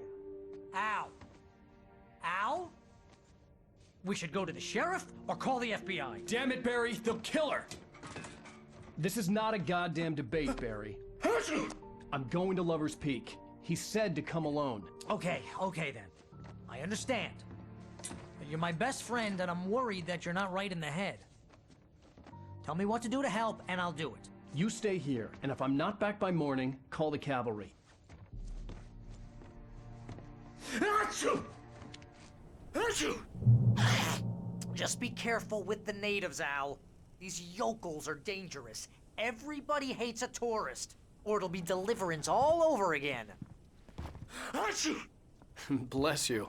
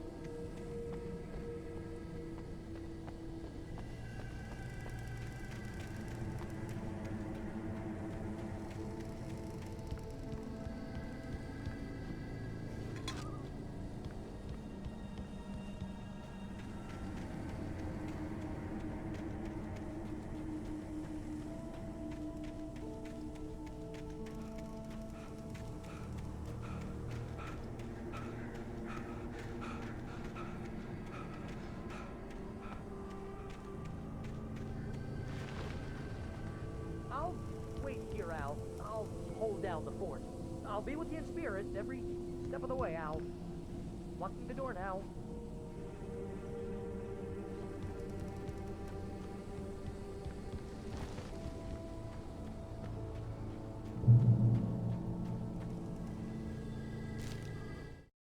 Barry had never gotten along with Alice, but he knew Alan loved her with an almost frightening intensity. And now something had happened to Alice. And here was Al armed with a gun and saying things people got put in padded cells for. It was as if his friend had experienced a massive psychotic episode and was now totally disconnected from reality. It scared the shit out of Barry.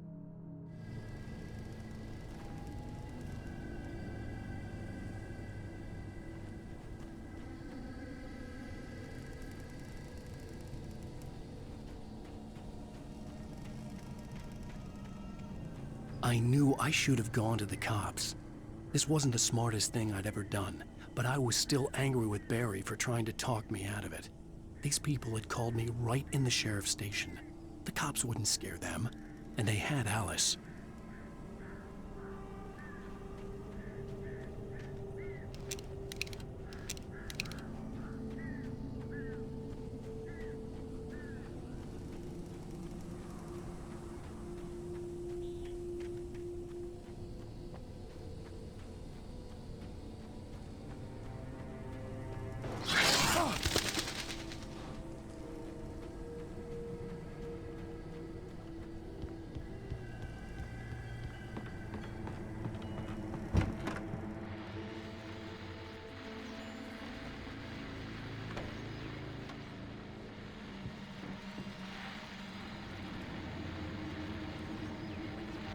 Welcome back to the show, folks. As promised, our very own Dr. Nelson has just parked his rear end in the studio. Doc, what's your Deerfest plan like?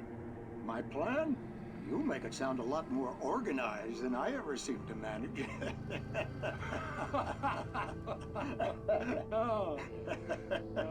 No plan, really, just taking the atmosphere. I'm getting a little too rickety to do much more than that, you know. Oh, tell me about it. No sack race for us older gentlemen, huh? Yes, exactly, Pat. But I'm gonna check out the parade, of course. And I'll be one of the pie contest judges, too. Well, that takes a different kind of constitution. Oh, yeah, it's my kind of exercise. Now, Doc, seriously, you're in pretty good shape, though. You're the outdoors type. I know for a fact you're an avid fisherman. That's right. Matter of fact, just caught a heck of a largemouth bass early this morning. But you're not taking part in the fishing contest? No, not this year. See, Pat, I'm just not that competitive anymore. Now I just like to take my time and enjoy the peace of it. It's no fun if I need to worry about what I'm catching, you know? Well, considering your track record, the participants are probably pretty happy you feel that way. Well, Pat, that's kind of you to say.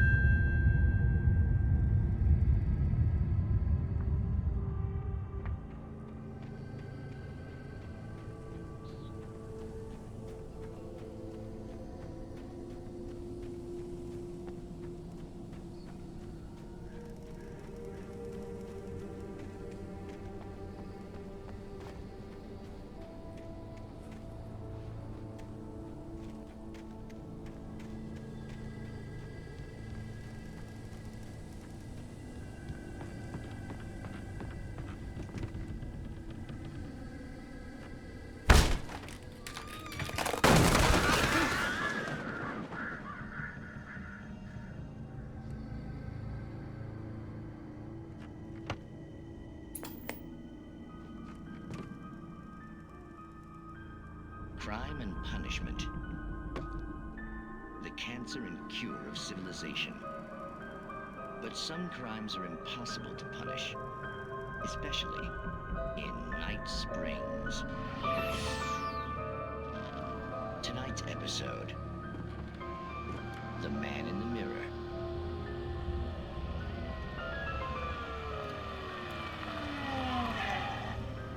He's inside, Agent. He's a weird one. So, you're confessing to killing that guy, huh? Why? Had it coming? Yeah, but why would you do that?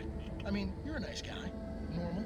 Took a kid to a soccer game. So how come at the game, you pick a guy and, quoting from the arresting officer's report here, assault the victim's head area repeatedly with the weapon of choice being a pair of bare fists?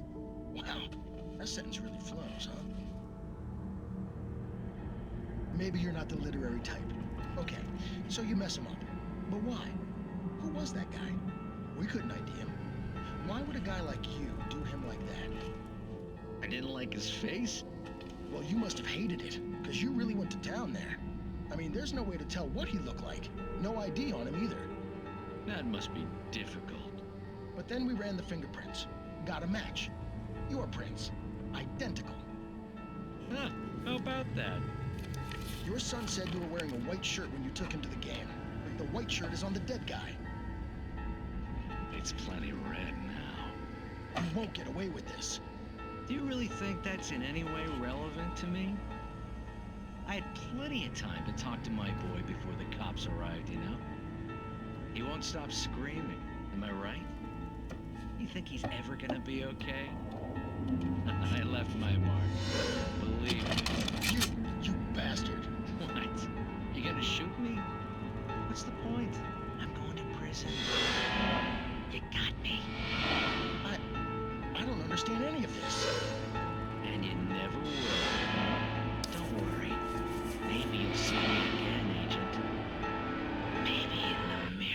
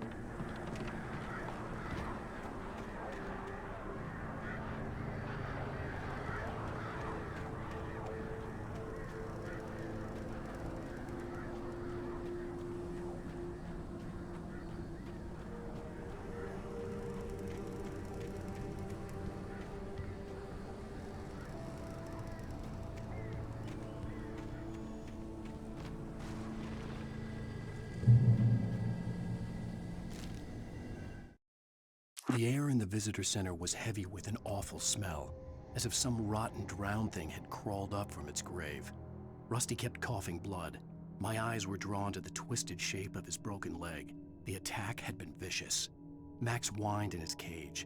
Rusty's eyes were wild with fear and terror. He gasped. "Mr. Wake, it happened just the way it was on that page."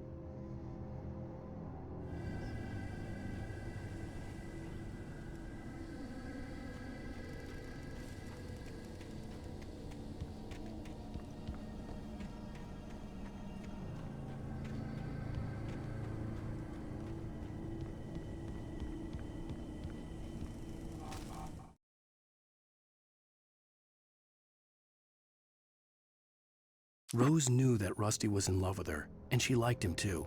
She liked him a lot. He taught her to dance, and life had certainly taught her the value of a man who was gentle. He treated her well, made her smile, made her feel good. But Rusty wasn't the prince of her dreams, and that tended to underline the unbearable truth. She was no closer to that Hollywood magic than he was.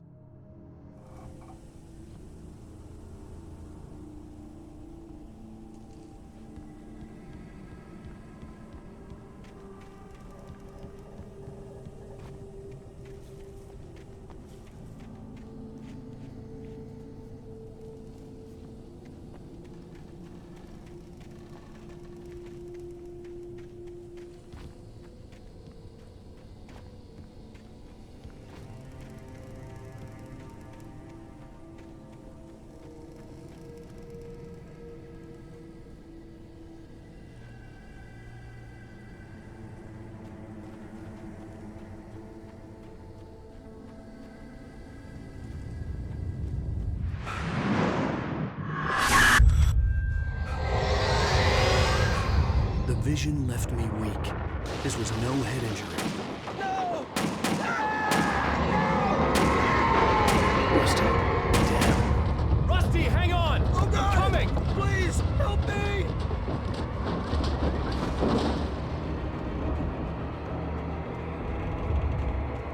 Anybody? Help me! Help! Help me! Can you hear me? Anyone! Please, help! Help me! The ranger's office was locked. I'd need a key to get in.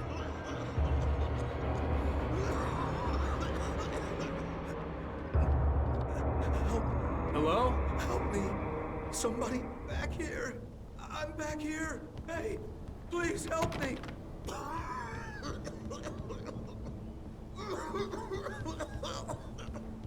I'm here! I'm hurt. Mr. Wake? Oh, hell. It happened just the way it was on that page. I found. Came true. It knew. So dark. It'll come back for me. You must... The lights. In the office. I have the key. Okay, Rusty. Hang on. I'll be right back. Whatever did this couldn't be far. Rusty had found a page from the manuscript. It would help me understand what had happened.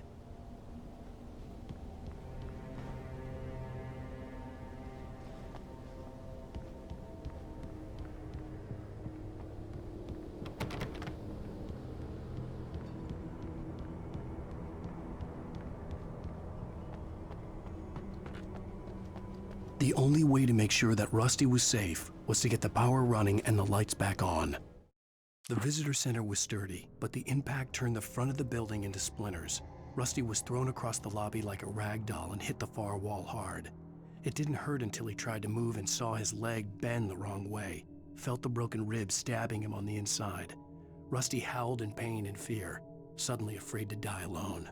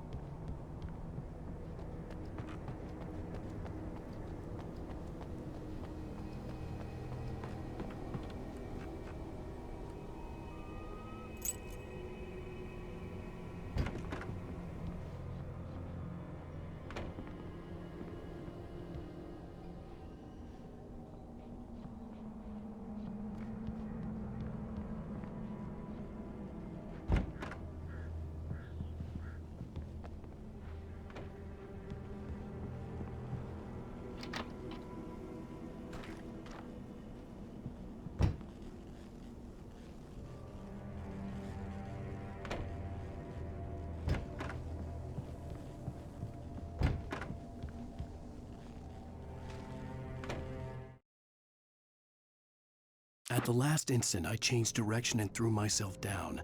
The axe splintered the trunk of a tree. I stumbled into the pool of bright light. My lungs burned. I was too exhausted to move. I tensed as I waited for the killing blow, but it never came. I raised my head. Nothing moved in the darkness beyond. For the moment, bathed in the cold light, I was safe.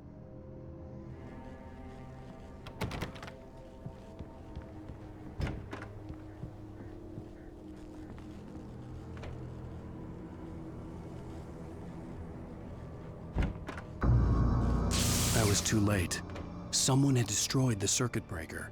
There was no way to get the lights back on.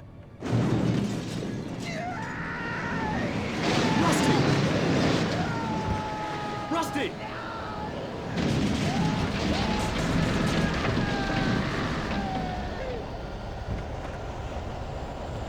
The ground was covered with oily patches that looked like liquid darkness.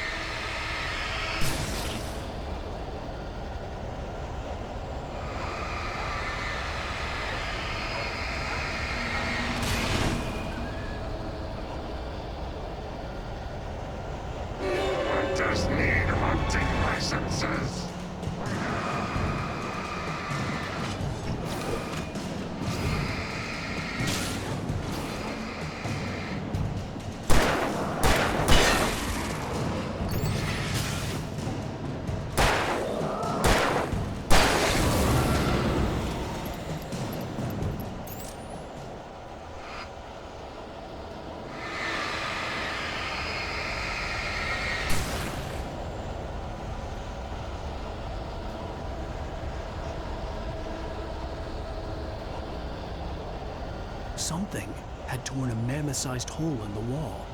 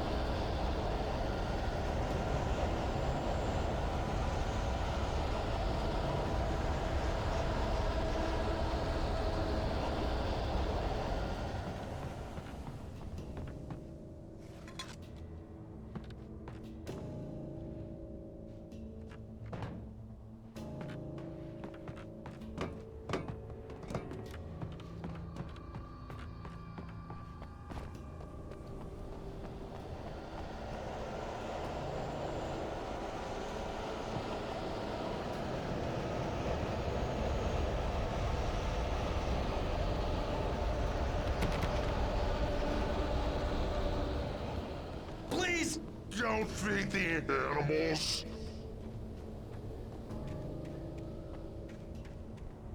Fishing! For those visitors who purchase a park fishing license, obey the park ranger's instructions at all times.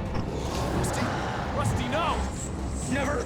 No approach closer than 100 yards. To bears and wolves, never approach any other wildlife closer than pets must be leashed.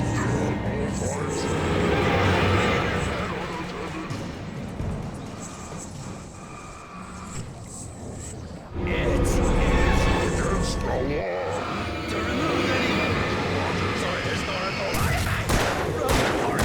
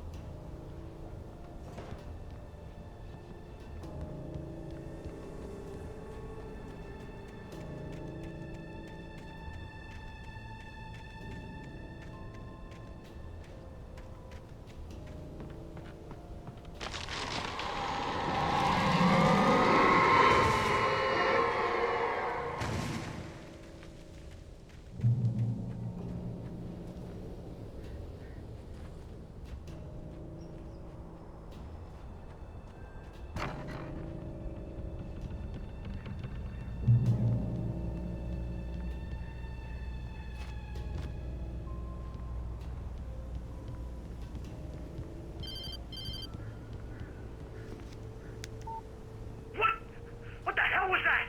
I saw from the window. I saw something. Forget about it, Barry. It's just me going crazy. Oh, jeez. Oh, jeez. You're not crazy.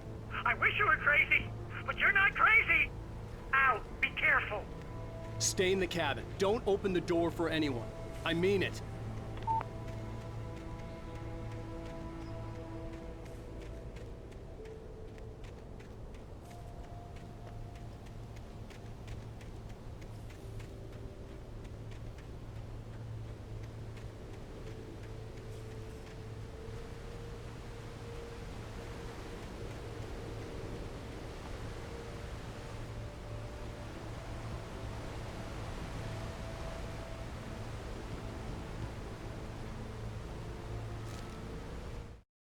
In that last instant of consciousness, Rusty thought about Rose. He was older than she was. Rose was barely out of her teens, but she made him feel young and forget what a train wreck his long-dead marriage had been. He still wore the ring. He'd been waiting for her to tell him to take it off. Now she never would.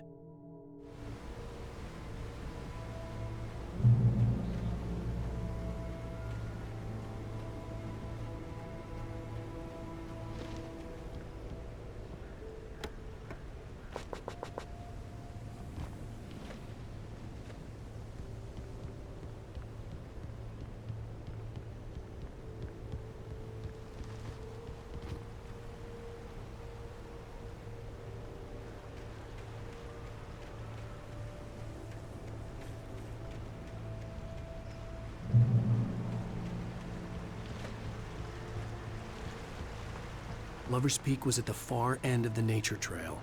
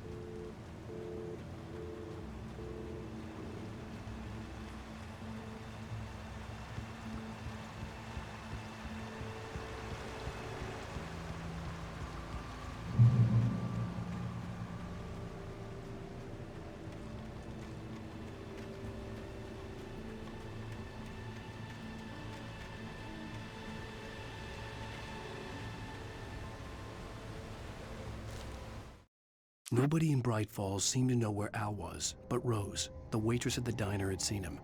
From what Barry could tell, Al pretty much fell off the face of the earth when he left the diner. Rose was just the kind of fan that Al hated, but she really tried to help.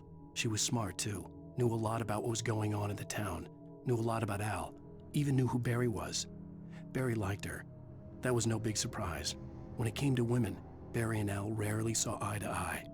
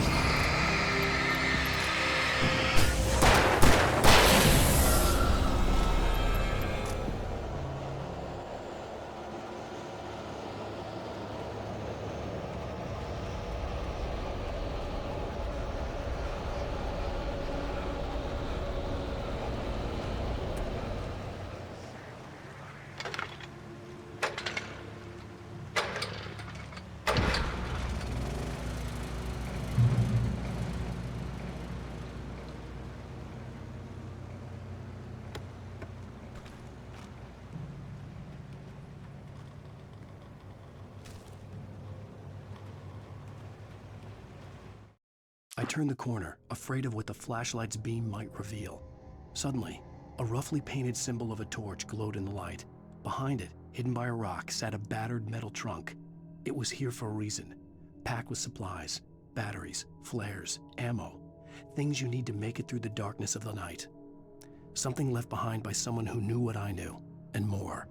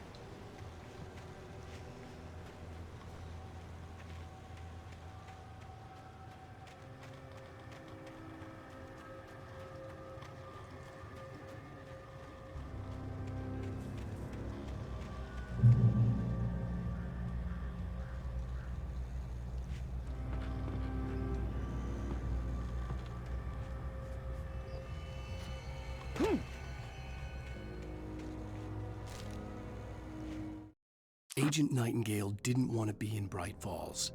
These little communities revolted him, and he didn't like the trees or the coffee. He now knew that impossible horrors lurked behind the storefronts and smiles. He desperately wanted to turn the car around and just drive until he passed out or ran out of road and booze. But he had a job to do.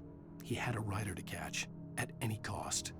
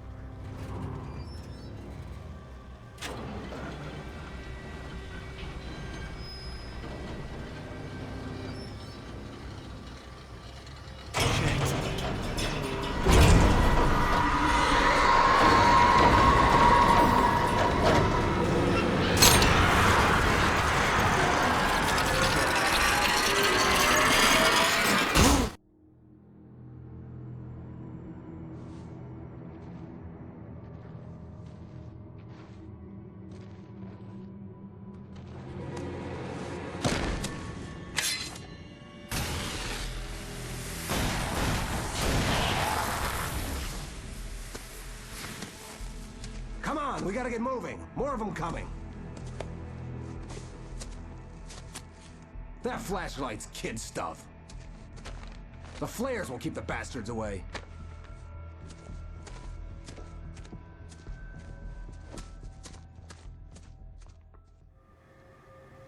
You can see them too? Hell, of course I see them. Come on, we gotta move. Why? Because that's the way the story goes. Yeah, but... Let's move! I lost my gun back there. Oh, I've got a gun. Just keep that light steady on him. It took a moment, but then I recognized him. He'd been on the ferry when I first arrived here with Alice. He knew my name.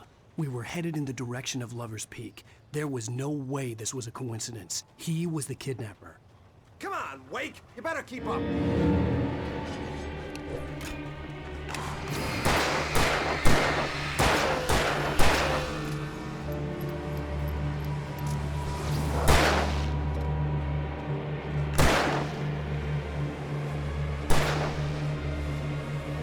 That's what I got for you!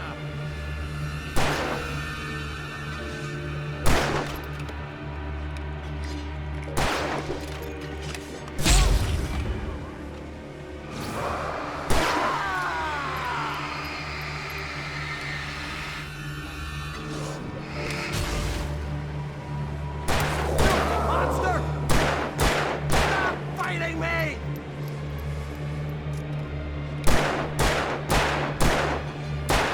Like that, boy? Huh?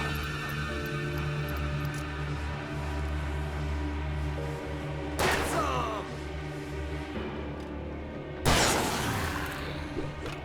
Yeah, that's right.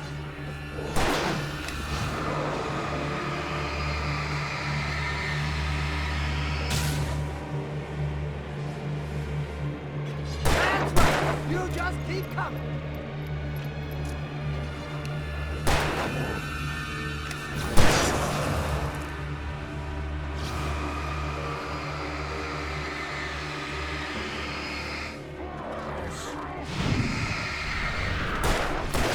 Just die already, die!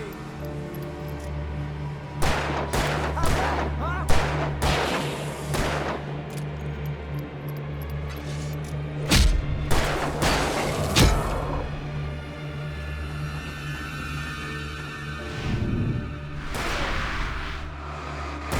Stop moving!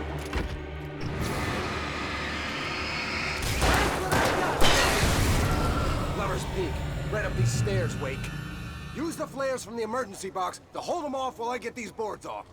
Give me the gun. Yeah, no can do, Wake. Are you kidding? Give me the gun! No time for back talk. Hold them off, damn it.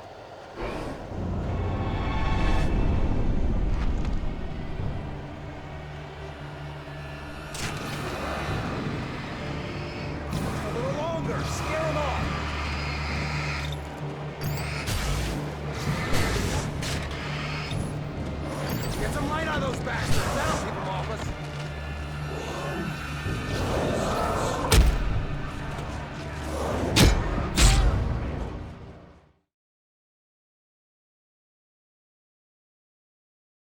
Stairs, Wake. Use the flares from the emergency box to hold them off while I get these boards off. Give me the gun. Yeah, no can do, Wake. Are you kidding? Give me the gun! No time for back talk. Hold them off, damn it!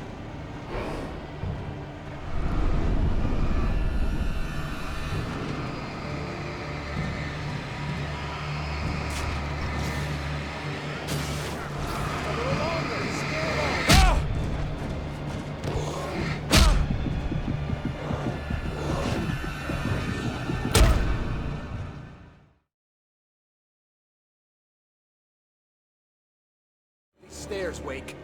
Use the flares from the emergency box to hold them off while I get these boards off. Give me the gun. Yeah, no can do, Wake. Are you kidding? Give me the gun! No time for back talk. Hold them off, damn it!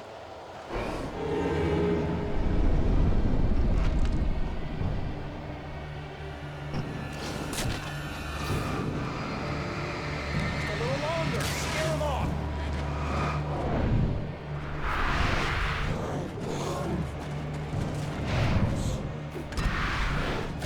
Get some light on those bastards.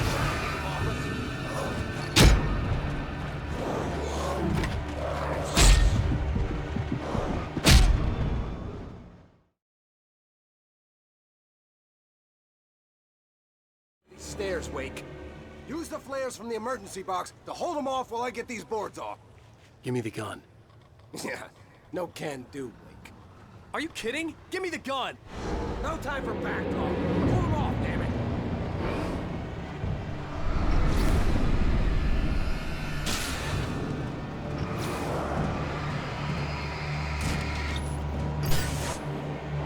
Just a little longer. Scare them off. Get some light on those bastards.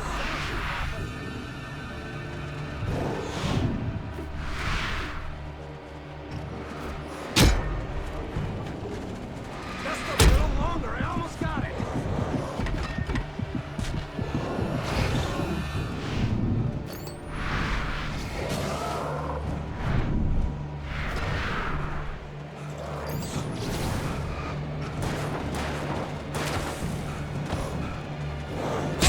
It's okay.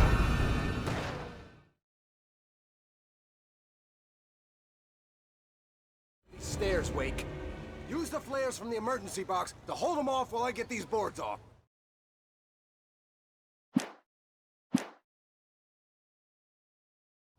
Give me the gun. Yeah, no can do, Wake.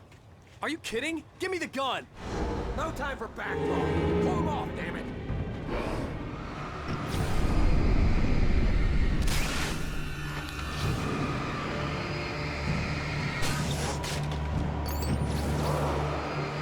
A little longer. Scare them off.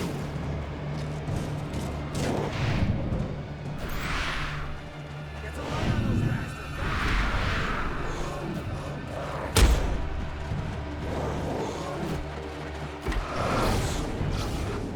Just a little longer. I almost got it. Yeah. God damn it, Wake, stop screwing around. Work with a goddamn axe in my skull, you idiot.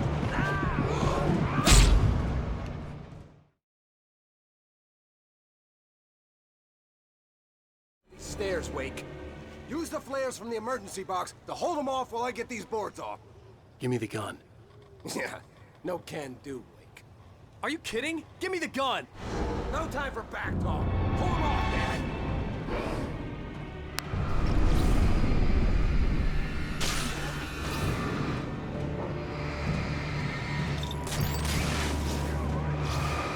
Just a little longer. Scare them off. Get some light on those bastards. That'll keep them off us.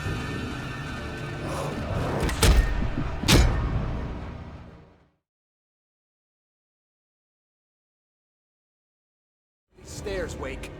Use the flares from the emergency box to hold them off while I get these boards off. Give me the gun.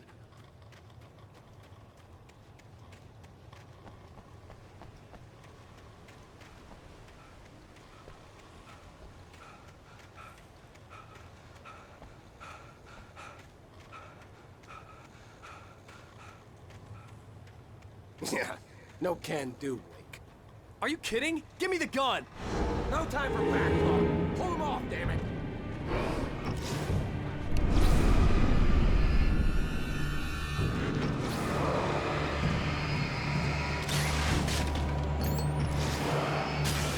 Just a little longer. Scare him off.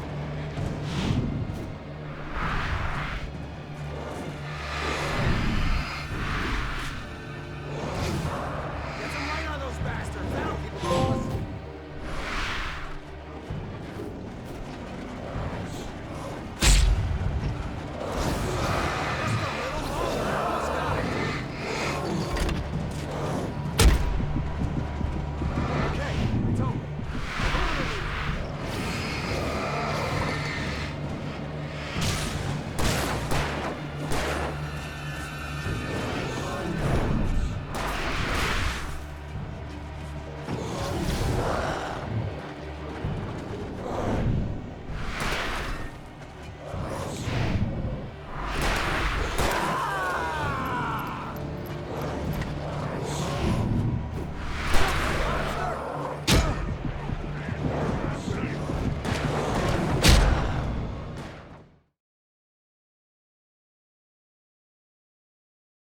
Stairs, Wake.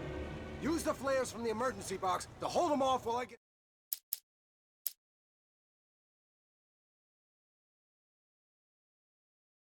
These stairs, Wake.